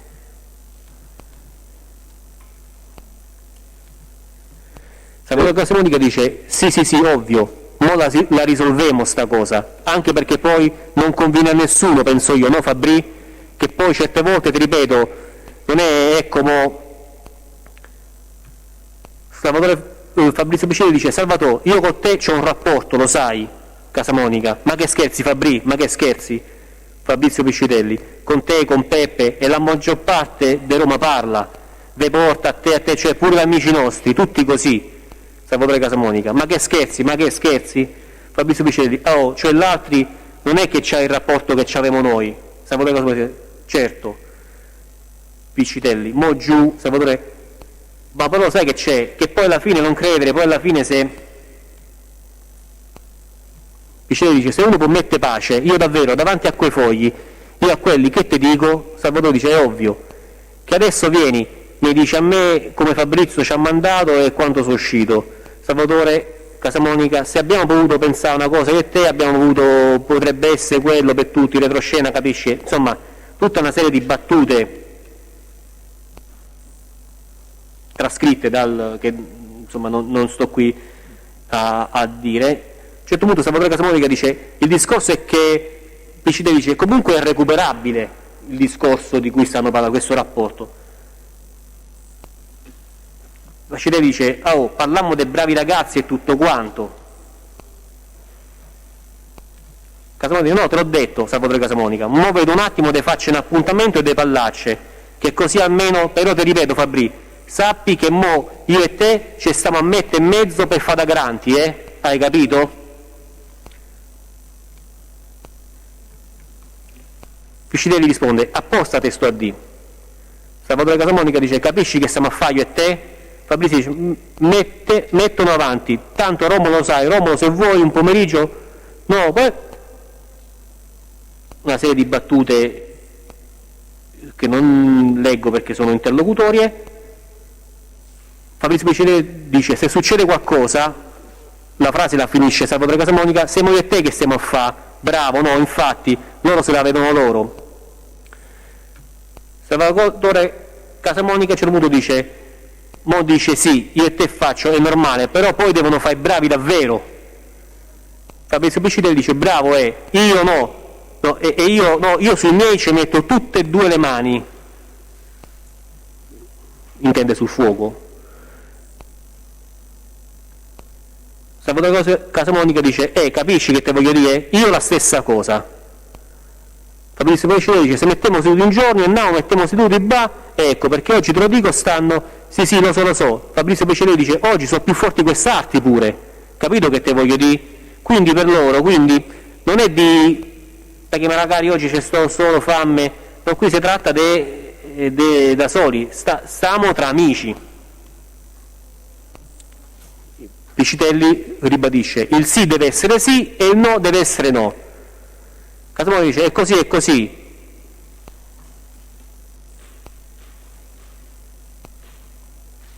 Poi parlano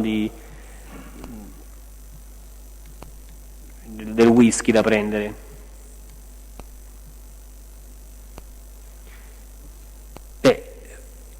C'è da dire che il francese ci riferisce che mentre parlano di queste cose l'avvocato Gargano stava redigendo un foglio di carta sotto dettatura di Fabrizio Piscitelli.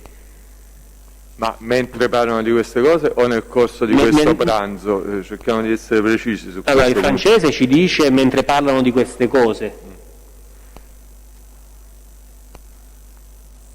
Tant'è che poi, come vi ho detto, a un certo punto l'avvocato si alza, saluta e se ne va,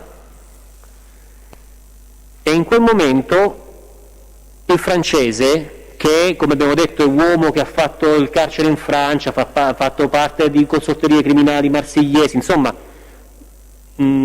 ha esperienze criminali sicuramente superiori alle mie, voglio dire, e gli scappa questa frase, gli dice da solo ho paura, tutti questi delinquenti che stanno a questo tavolino, hai capito? Ho paura da solo ho paura di tutti questi delinquenti che stanno a questo tavolino, questa povera signora, l'avvocato, mamma mia che coraggio che ha.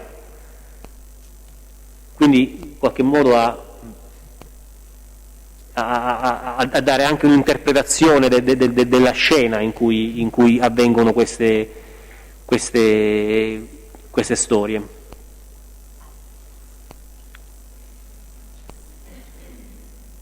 Senta, ma c'è un passaggio del dialogo da cui risulta che effettivamente l'avvocato Gargano stesse scrivendo qualcosa?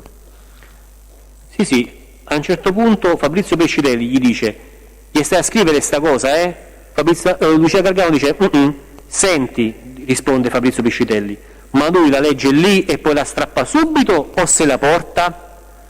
Lucia Gargano risponde no, di solito se la portano, se no gli dico di leggersela lì e di strapparla. Fabrizio Piscitelli ci stanno cose delicate se no. Lucia Gargano dice risponde.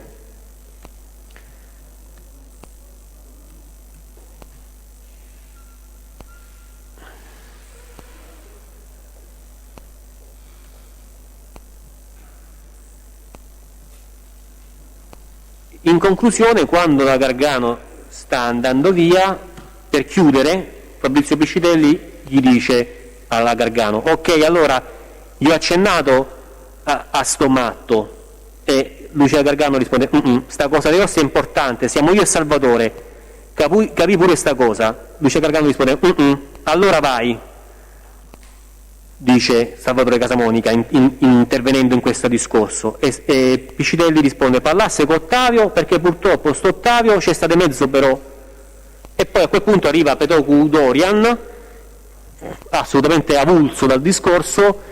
Petocu Dorian insomma non aveva nei confronti degli interlocutori rispetto che hanno avuto gli altri perché era alla pari, tant'è che entra e dice ma chi è sto Ottavio? Nel senso senza capire, si intrufola in questo discorso super delicato, e poi dopo gli spiegano chi è Ottavio, e quando capisce rimane un po' in silenzio anche lui, facendo in modo che possano finire di parlare Piscitelli e Salvatore Casamonica. Senta, quindi nella parte finale c'è una precisa, diciamo, direttiva che Piscitelli dà alla Gargano, Sì, cioè sto matto parlasse con Ottavio. sì, Lei ha detto che Ottavio si identifica in Spada Ottavio, ha detto Marco, Sì. che in quel momento era libero o detenuto? era ristretto Dove? a Re Bibbia. A Re Bibbia. Vorrei sapere se dalla complessa attività di indagine, insomma dalle risultanze delle operazioni tecniche, siamo in grado di dire il matto di cui parla Piscitelli, chi è? Allora, esiste una persona che Piscitelli, Lucia Gargano, gli avvocati che sono intorno a Lucia Gargano identificano univocamente come il matto, il pazzo, psico, insomma questo sono il soprannome che viene utilizzato e sono i soprannomi con cui veniva identificato l'avvocato Angelo Staniscia.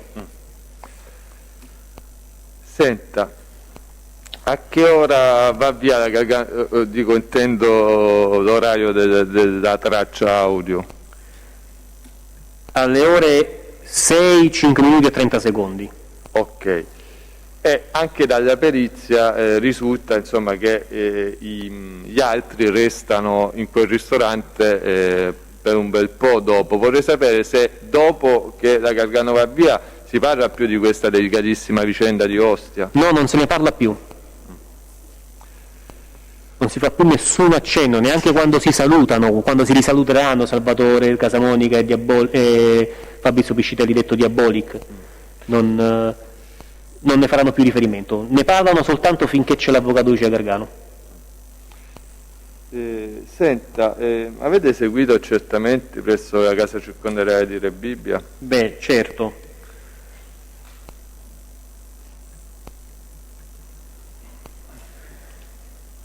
E abbiamo scoperto che il 14 dicembre, cioè il giorno successivo a questa riunione, 14 dicembre 2017, l'avvocato Lucia Gargano si è recato presso questa casa circondariale per fare un colloquio con i detenuti Lori Alessio, Zogu Arben e Carrozzo Carlo.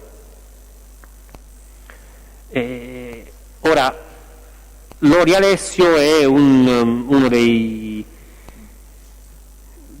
soggetti con precedenti di polizia che sono storicamente difesi dall'avvocato Lucia Gargano e l'avvocato Lucia Gargano nel parlare con gli interlocutori diceva che sta vicino a Alessio, sta vicino a Ottavio. Effettivamente abbiamo riscontrato che Lori Alessio e Spada Ottavio, detto Marco, fossero ristretti in celle vicine che facevano parte dello stesso braccio di questa casa circondariale. In quel periodo le celle erano spesso, cioè noi abbiamo parlato col direttore del carcere e praticamente il fatto che i soggetti fossero in celle divise non vuol dire che non possono costantemente dialogare tra di loro perché sono sempre aperte le celle tranne in alcuni momenti della giornata e quindi ecco corrispondeva, aveva un riscontro a quello che aveva detto, avevano trovato un riscontro a quello che aveva detto l'avvocato. Senta, c'è un passaggio della trascrizione peritaria da cui risulta che l'avvocato Gargano dice anche Riccardo sta con Ottavio. Sapete chi è Riccardo? L'avete identificato? No. Quando parlano di Riccardo, Ricky, Riccardino. Ah beh sì, certo. Riccardo, allora, Zogu Arben, detto Ricky, e Riccardo, Riccardino ed se ne parlerà poi dopo durante la conversazione del ristorante a Grottaferrata, quando presentano per spiegare all'avvocato Lucia Gargano chi è Petoku, gli dicono è il cugino di Ricky, nel senso lato che è il cugino di Zogu Arben, non è veramente il cugino ma è un uomo di Zogu Arben, storicamente l'avevo detto l'altra volta era affiliato a quella che veniva definita Batteria di Ponte Milvio, un'organizzazione narcotrafficante capeggiata da Zogu Arben, il motivo per cui Zogu Arben era in carcere poi tra le altre cose. Senta, nei giorni successivi qualcuno fra la Gargano o l'avvocato Staniscia ha fatto colloqui con Spada Ottavio?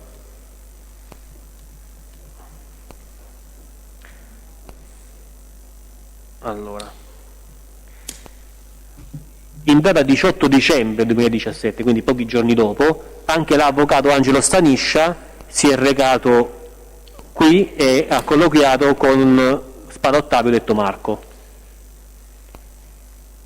E nei giorni successivi c'è andato qualcun altro? Anche 3 giorni dopo, il 21 dicembre 2017, l'avvocato Lucia Gargano tornava a Rebibbia e oltre a parlare con Lori Alessio e Zogu Arben, con cui aveva parlato il 14 dicembre, questa volta parla anche con Spada Ottavio, detto Marco.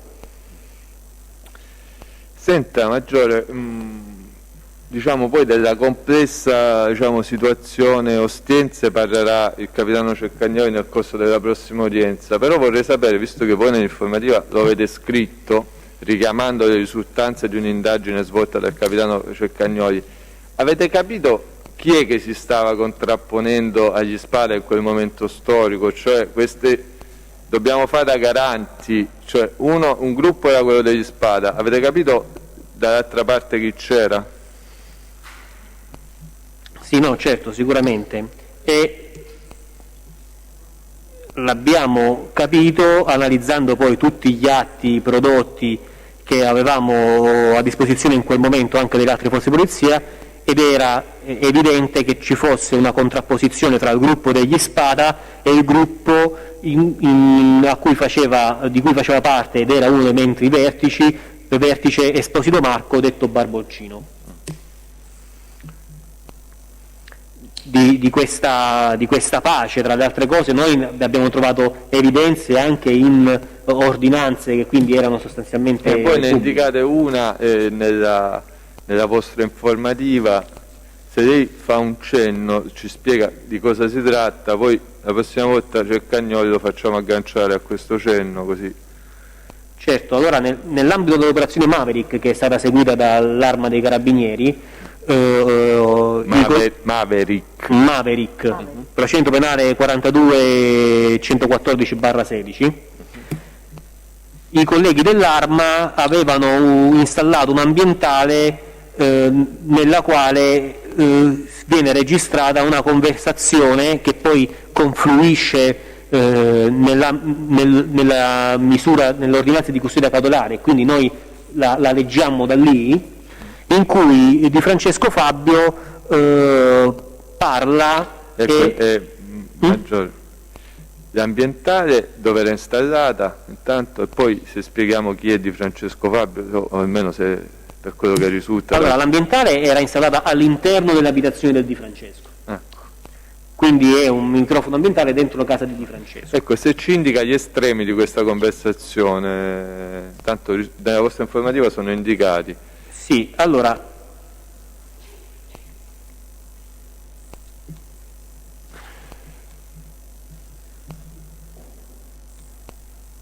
il RIT è il 1518/2018, il progressivo è il 1223 del 12 aprile 2018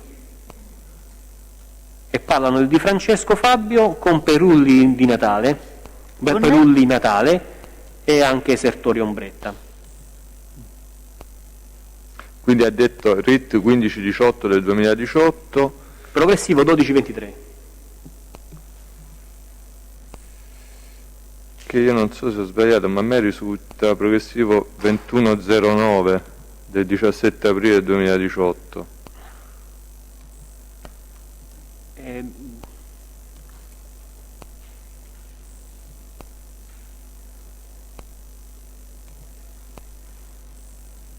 Del 17 aprile 2018.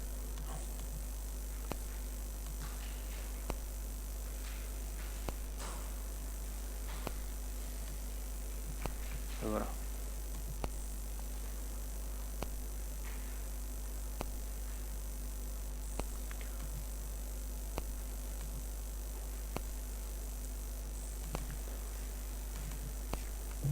Un attimo che controllo per non dire un'inesattezza.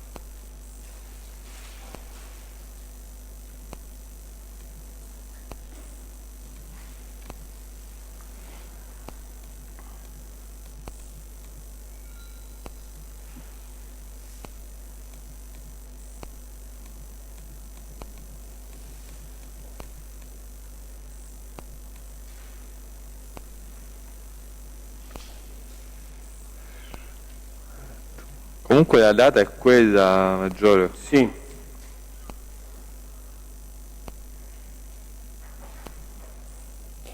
Vabbè, tanto non è un'indagine che avete fatto No, voi. sono in difficoltà perché non è seguita da poi me, lo quindi chiederemo al capitano Ceccanino. Comunque la conversazione è del 17 aprile 2018, il rito è quello, e abbiamo detto che fra Di Francesco Fabio 17 o 12? 17 aprile 2018. La conversazione fra Di Francesco Fabio e Perruti Natale. Perché leggendo questa conversazione voi gli date rilevanza? perché a un certo punto il Di Francesco, parlando di tutta una serie di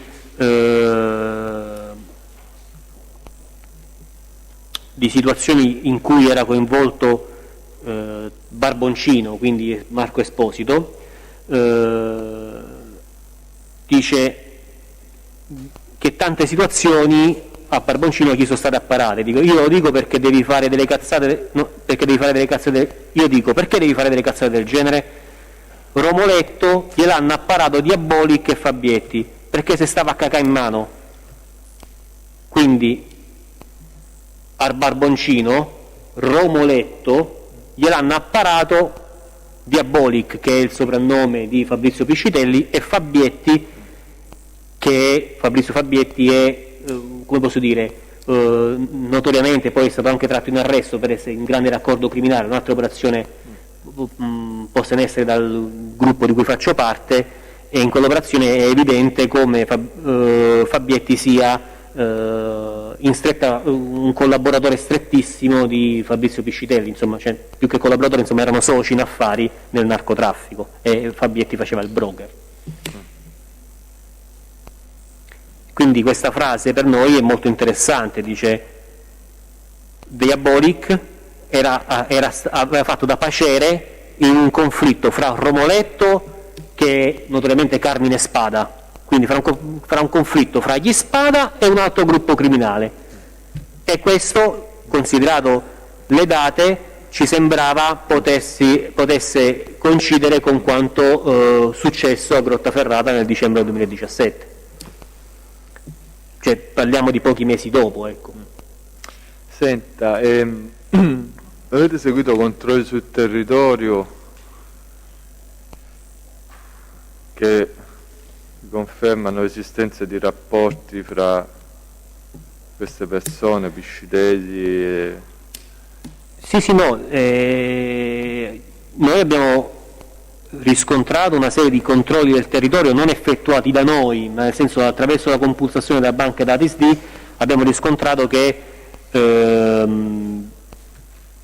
c'erano una serie di conoscenze e rapporti tra il Esposito e Fabrizio Piscitelli. Senta, poi noi abbiamo in maniera più precisa, il 23 novembre 2017 venivano fermati insieme Fabrizio Piscitelli ed Esposito Marco, insieme ad altri soggetti. A Grottaferrata venivano fermati. Senta, poi noi abbiamo utilizzato varie intercettazioni per riscontrare questa vicenda. Io ne vorrei che lei riferisse solo su due, perché tanto poi le altre non riguardano questo processo. La prima è quella del 7 novembre 2018, RIT 5668 2018, progressivo 3242. Sì. Allora, noi avevamo avviato indagini telematiche, cioè avevamo un Trojan sul telefono dell'avvocatessa Lucia Gargano che trasformava il telefono in un ambientale, insomma, in un microfono che registrava quello che succedeva. E il 7 novembre 2018 registriamo una conversazione fra l'avvocato Lucia Gargano e Fabrizio Piscitelli. L'avvocato dice: sì, ho tutta l'informativa, ho letto qualcosa, insomma c'è qualcosa in più, tutte le intercettazioni integrate che parlano, però le frasi importanti erano quelle.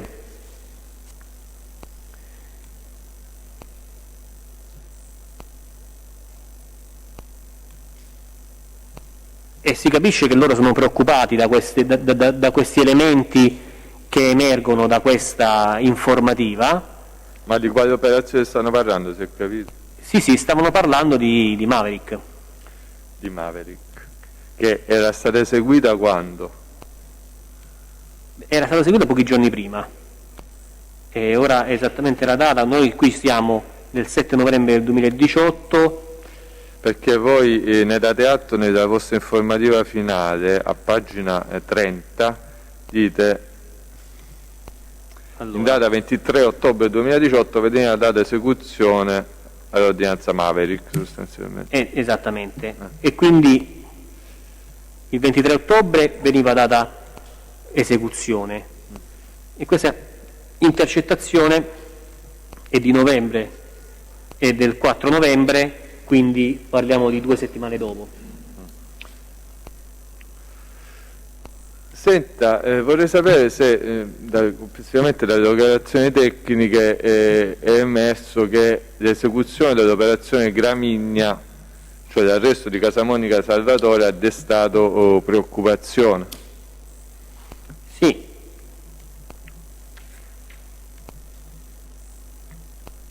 Come dicevamo, Salvatore Casamonica è stato arrestato nell'ambito dell'operazione Gramigna nella notte tra il 16 e il 17 luglio del 2018. E noi abbiamo una serie di intercettazioni che ci fanno capire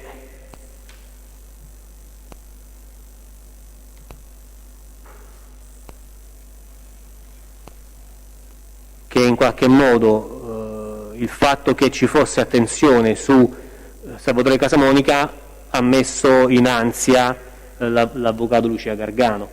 In particolare in una conversazione intercettata sempre al RIT 5668/18, il progressivo 15.351 del 7 gennaio del 2000. Chi è l'interlocutore della Gargano in questa conversazione? L'interlocutore della Gargano è un collega dell'Arma dei Carabinieri, Biagio Majorana, con cui la Gargano aveva un'amicizia in quel momento, e avevano anche conversazioni particolarmente confidenziali, ecco.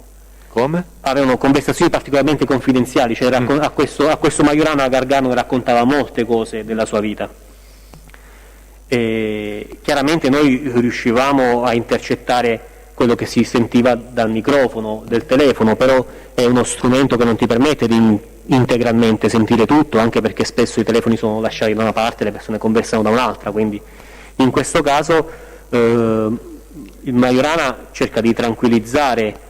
Siamo nel gennaio del 2019 e siccome la Gargano chiede: ma secondo te dopo quanto tempo possono succedere certe cose, insomma ha paura che possa succederle qualcosa, il Majorana dice: ma sono passati 6 mesi dal fattaccio, 7 gennaio 2019, 6 mesi prima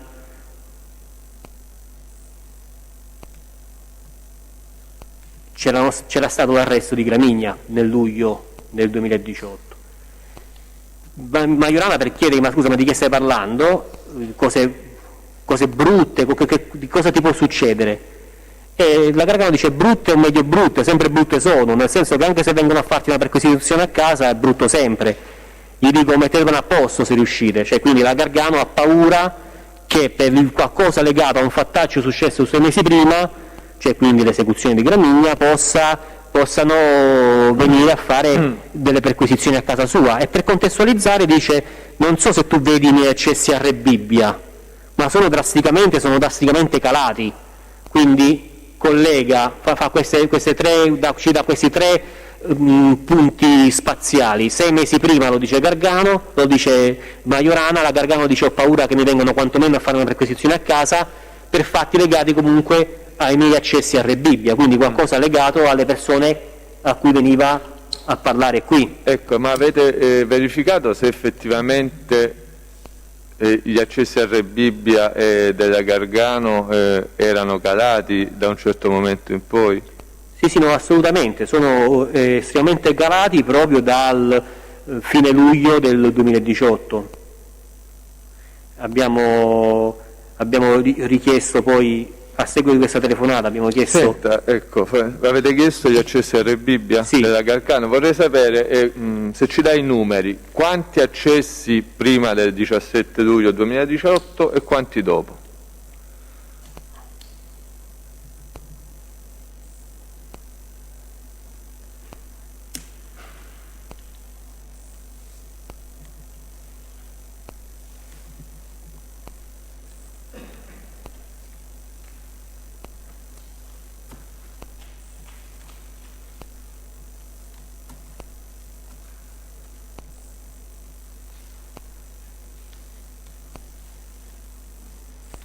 Allora, un attimo che vado a ripescare.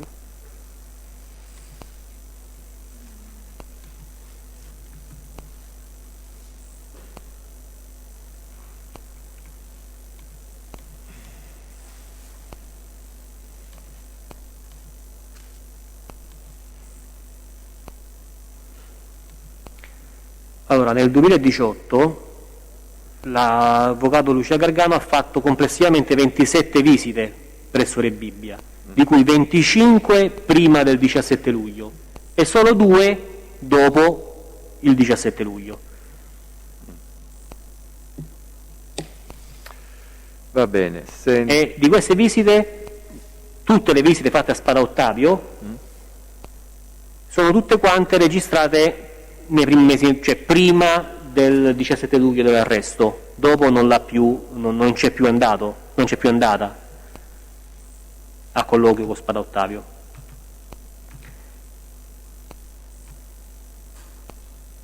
E sono tutti concentrati tra il 21 dicembre 2017 e 2 marzo 2018, quindi proprio nello stretto intorno, diciamo, della riunione del ristorante Oliveto a Grottaferrata.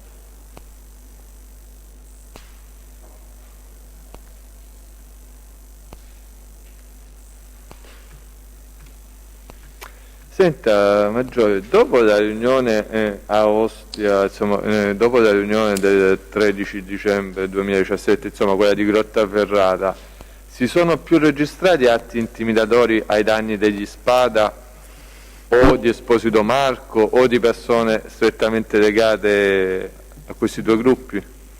No, nessun atto intimidatorio, non ci sono state più sparatorie, nulla. In data 25 gennaio 2018 è stata data esecuzione dell'operazione Cristi, sono stati arrestati numerosi componenti del clan Spada. Neanche dopo questa operazione, quindi sono stati registrati? No. Va bene. Senta, ultimo argomento che riguarda diciamo gli accertamenti eseguiti nel luglio del 2020 riguardanti diciamo, per capirci, il tentativo, quel nuovo abbocco che abbiamo con il francese, cioè il francese che vi contatta dopo anni successivamente, se ci spiega perché. Allora, come ho detto nell'udienza precedente, io ho seguito tutta l'indagine Brasile Low Cost fin dalle sue origini e tuttora ne seguo le evoluzioni, però non sono, anche per distinguere e per separare un po' le funzioni, anche per non sovraccaricare poi un solo ufficio di tutto, la gestione amministrativa del francese è rimasta per tutto il periodo di indagine in carico allo SCICO. Per gestione amministrativa intendo tutto, cioè nel senso dove dormiva, dove mangiava, dove stava, come gestirlo dal punto di vista, tutto ciò che non era poi inerente alle indagini. In particolar modo un ufficiale che è stato nominato responsabile di operazioni sotto copertura, di cui abbiamo parlato anche l'altro giorno, continua costantemente ad avere rapporti con il francese perché deve sapere dov'è, perché sapere come sta, anche perché dovrà venire a riferire per esempio in dibattimento e quindi dobbiamo sapere dove prenderlo, come farlo apparire quando ne avremo bisogno. In particolar modo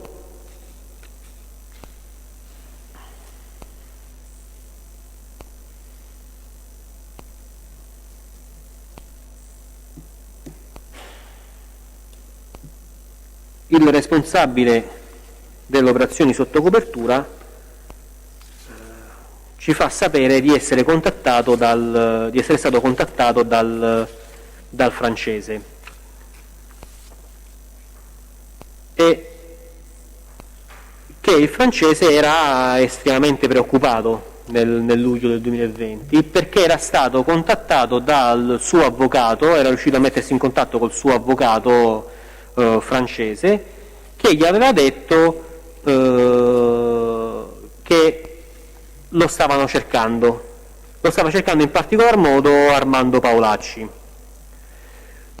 o meglio che nel mese di novembre dell'anno scorso Paolacci si era recato a Marsiglia da questo avvocato chiedendo informazioni su di lui, chiedendo dove sta il francese, cioè nome e cognome del francese. Ora va evidenziato che, come vi ho detto nella scorsa udienza, l'avvocato francese di Paolacci è l'avvocato che gli ha presentato il francese ed è quello che grazie a cui è stato scarcerato il francese, perché trasportava soltanto il precursore, non lo stupefacente, quindi insomma è il trade union fra il francese e Paolacci. Questo avvocato noi sappiamo chi è perché durante il periodo di indagine è stato più volte contattato da Paolacci e da anche il francese una volta, perché seguiva le vicende, insomma, e quindi abbiamo l'utenza telefonica, sappiamo chi è. Ecco, e diciamo chi è intanto? Come è l'avvocato Rosato Olivier del Foro di Marsiglia.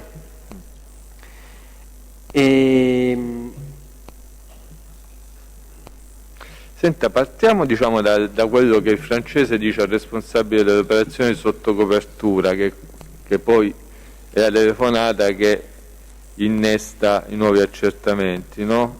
Sì. Dalla Stura ai nuovi accertamenti.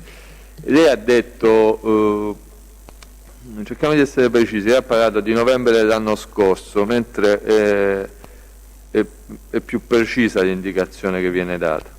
A fine novembre. No, c'è una data precisa.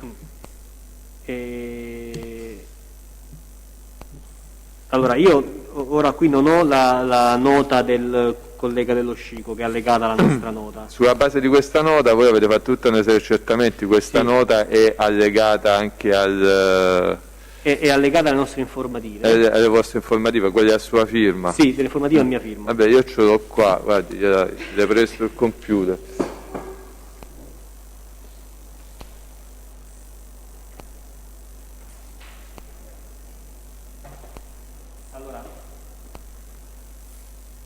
Il 25 novembre. No, spieghiamo bene, ma se no allora, non si capisce.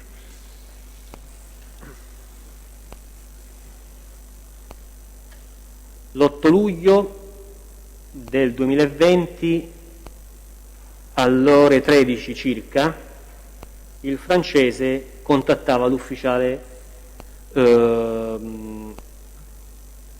responsabile delle operazioni sotto copertura e in questa prima telefonata gli comunicava che lo scorso 25 novembre, quindi il 25 novembre 2019, Armando Paolacci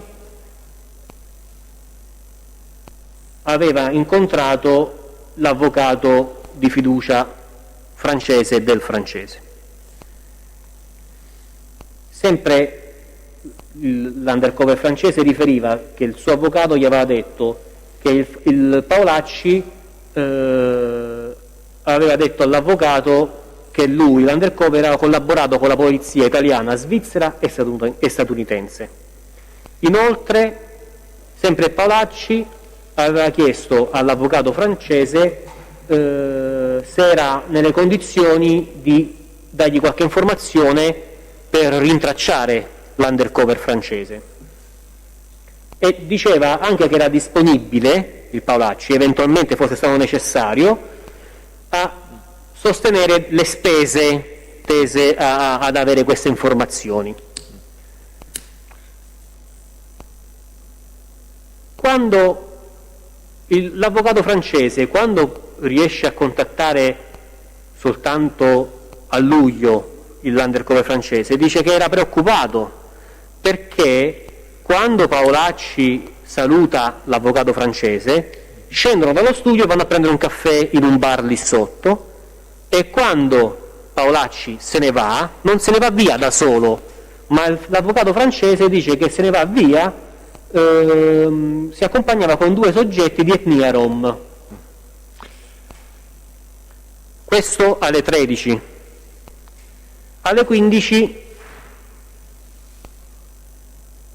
il francese riesce a riparlare con l'avvocato Rosato Olivier e riferisce all'ufficiale dello SCICO che l'avvocato si chiama Rosato Olivier e che lo stava cercando già da novembre ma non era riuscito a trovarlo. D'altronde, insomma, noi abbiamo fatto di tutto affinché il francese fosse difficile da trovare. Questo è normale che l'avvocato non riuscisse a trovare il francese.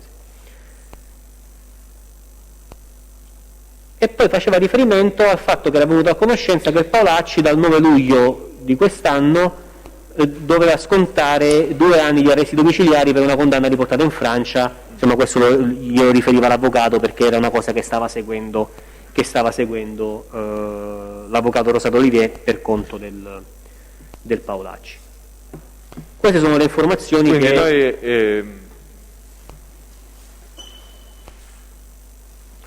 quindi noi abbiamo questi. Innanzitutto vorrei capire, ma è una telefonata che fa grazie perché è preoccupato, cioè qual è la ragione di questo? È preoccupatissimo, il francese è preoccupatissimo, è spaventatissimo.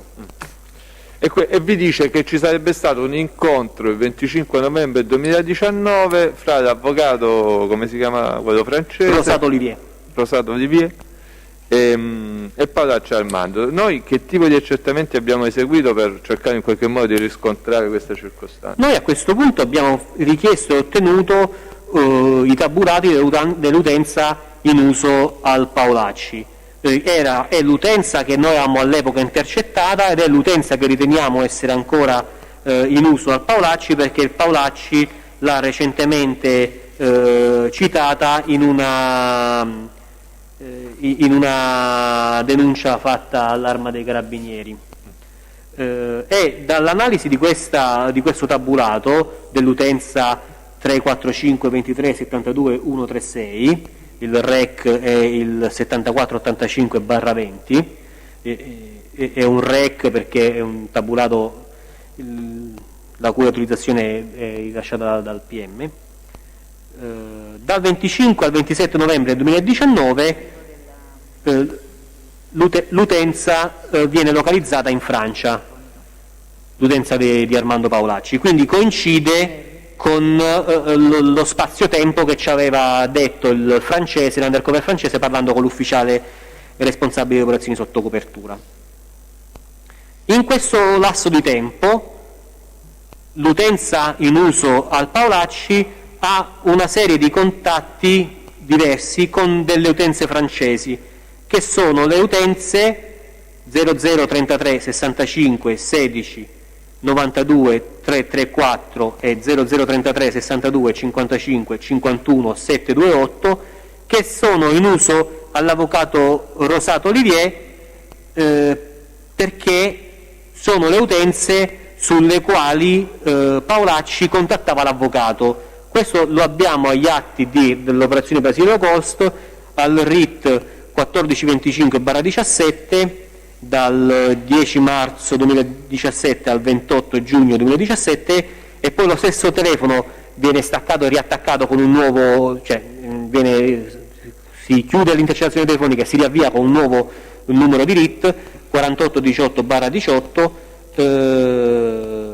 e anche abbiamo contatti con lo stesso utenza francese alla quale risponde Rosato Olivier, anche con telefonate fatte da Pagliarini Giuseppina, che è la coniuge e la moglie di Paolacci Armando, intercettata all'epoca con il RIT 2015/17.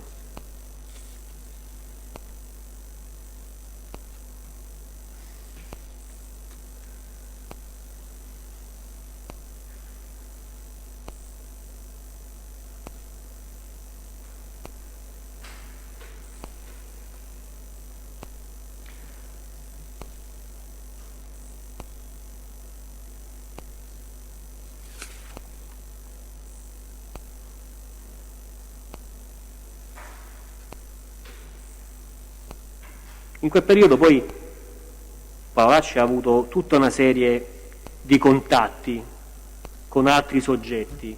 È chiaro che molte telefonate le ha avute con utenze che noi non avevamo intercettazioni, quindi deduciamo il tutto da un freddo tabulato, e molte conversazioni sono avvenute con utenze intestate a nome di fantasia, a nomi inesistenti, quindi non sappiamo chi fosse dall'altro lato del telefono, però alcuni soggetti ci hanno destato attenzione.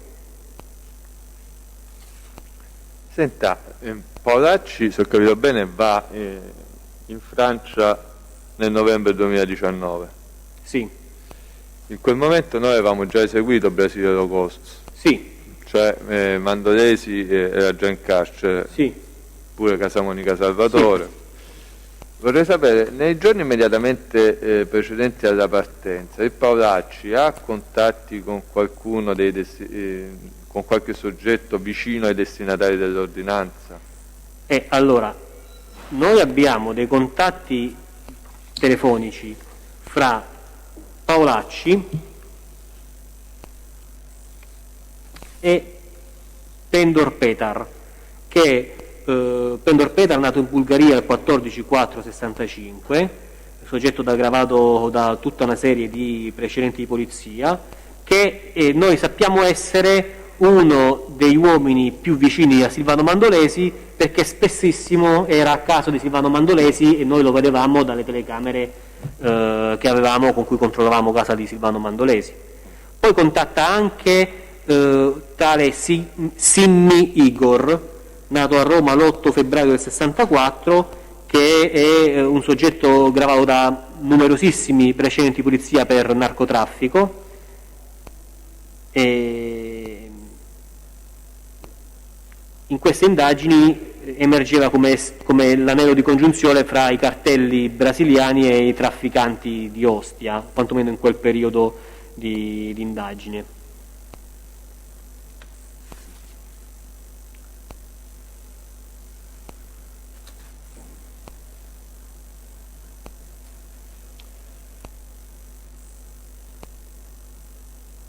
Quindi insomma è stata confermata la sua presenza in Francia proprio nel giorno indicato dal francese, cioè Sì, 25 novembre 2000. sì, che non poteva avere evidenza di questo, insomma. Abbiamo più avuto, come dire, riscontri, siete più stati contattati? No, non abbiamo più di questa natura, di richieste di soggetti legati alle indagini su lui, dove fosse, cosa stesse facendo, non abbiamo più avuto evidenze. Va bene, io non ho altre domande, l'esame per me finisce qui. Quindi abbiamo concluso come esame del pubblico ministero. Presidente, siccome la difesa mi rappresentava un'esigenza, dal nostro punto di vista non ci sono né per l'ufficio del pubblico ministero né per il maggiore Cortese, col quale ho interloquito su questo aspetto, possiamo, se siete d'accordo tutti, rinviare il controesame alla prossima udienza, perché il test Ceccagnoli è breve e l'altro test è Giustino Di Marzio anche, quindi se siamo tutti d'accordo potremmo fare così e fare il controesame intero. C'è qualcuno che vuole comunque intervenire? So che c'è qualche difficoltà per qualche difensore, c'è qualcuno invece che è presente che vuole intervenire in sede per il controesame, ma non credo che abbiano interesse a questa posizione. Va bene, allora se per lei maggiore è possibile vi aggiorniamo lunedì sono ai vostri prossimo. ordini, giudice. Va bene, allora aspetta un secondo.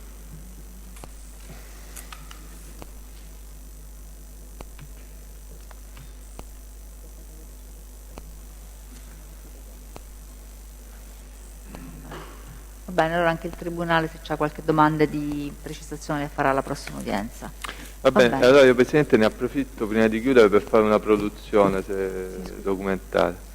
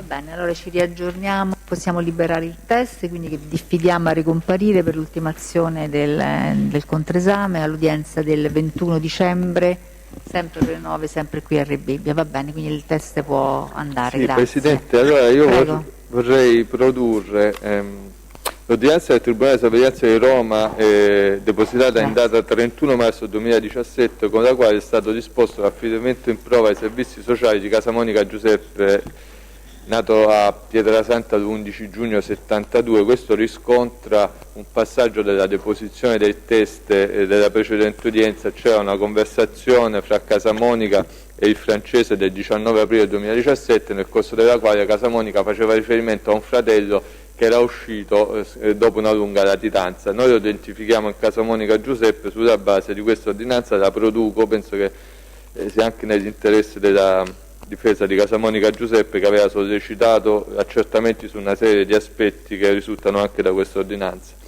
Poi, in vista della deposizione del test Ceccagnoli, vi vorrei produrre due sentenze di primo e secondo grado, quindi ancora la sentenza non è definitiva, la produzione è come 234, riguarda la condanna di Cirillo Michele. Cirillo Michele è stato tratto in arresto e condannato in primo e secondo grado per lesioni aggravate dal metodo mafioso per la gambizzazione di Ferreri Alessio, quindi il primo episodio intimidatorio. Per noi è importante perché, come dirà il test Ceccagnoli, Cirillo Michele, diciamo, è un soggetto storicamente legato a Esposito Marco, detto Barboncino. Quindi noi vogliamo attestare per il momento solo come documento, cioè un fatto storico, che Cirillo Michele è stato condannato per l'episodio di cui ha parlato oggi anche il test Cortese, quello del 23 novembre 2017, è stato condannato in primo e secondo grado per lesioni aggravate dal metodo mafioso. Va bene, quindi questa è la produzione. Ci sono osservazioni della difesa?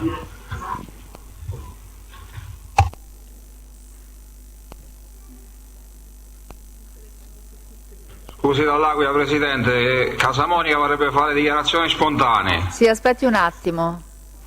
Allora, intanto su questa produzione, quindi in pratica diamo atto che il pubblico ministero quindi effettua una produzione documentale con dei documenti di cui è l'allegato indice e ne chiede l'acquisizione. Qualcuno vuole intervenire? Fatto girare, ha fatto vedere in giro. Sento un attimo, no, se qualcuno vuole vedere i documenti.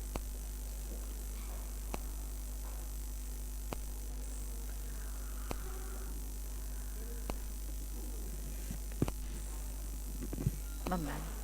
Allora, la difesa nulla osserva e il Tribunale, alla luce delle prospettazioni effettuate dal pubblico ministero, ritenuto che trattasi di documenti ex articolo 234 CPP di natura processuale, ne dispone l'acquisizione dal fascicolo per il dibattimento. Quindi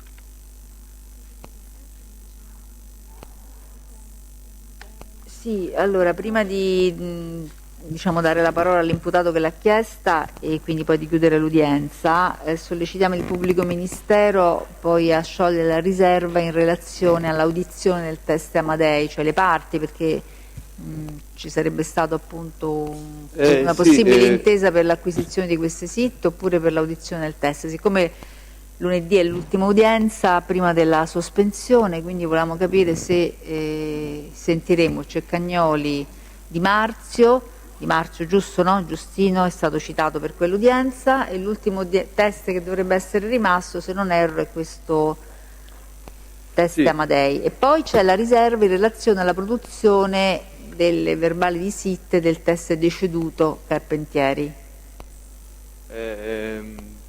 Abbiamo prodotto, Presidente, se non sbaglio l'ha prodotto il collega Luciani, no?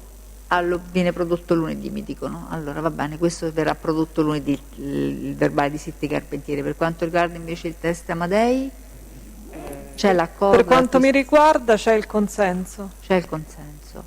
Va bene, riguarda soprattutto la posizione insomma dei suoi assistiti, però vorrei sapere se quindi c'è il consenso anche degli altri, dico in via generale. Sì? C'è il consenso anche degli altri? Va bene, quindi allora sull'accordo Presidente, delle parti... Chiedo scusa, vorrei sapere se è possibile, prima di iniziare a sentire le dichiarazioni spontanee. Sì, no, volevo soltanto dare atto quindi che c'è un accordo delle parti all'acquisizione del verbale di SIT rese dalla Teste Amedei, che il PM si riserva di produrre alla prossima udienza? Sì, Va bene? va bene. Ok. No, volevo sapere se possiamo fare il punto, lei già lo aveva sollecitato l'altra volta, sull'esame degli imputati. Sì, no, infatti, adesso magari facciamo fare queste dichiarazioni spontanee così poi chiudiamo l'udienza con questa organizzazione. Allora, c'era l'imputato che voleva rendere dichiarazioni spontanee? Prego. Sì, dall'Aquila. Presidente, volevo solo puntualizzare una cosa, che io non sono stato mai latitante, il dottor Musarò ha fatto confusione, ero detenuto, non latitante. Sì, certo, detenuto, certo. No, ha detto latitante il pubblico ministero, si è confuso. Mi scusi Casamonica, non ho mai pensato che fosse latitante, mi sono espresso...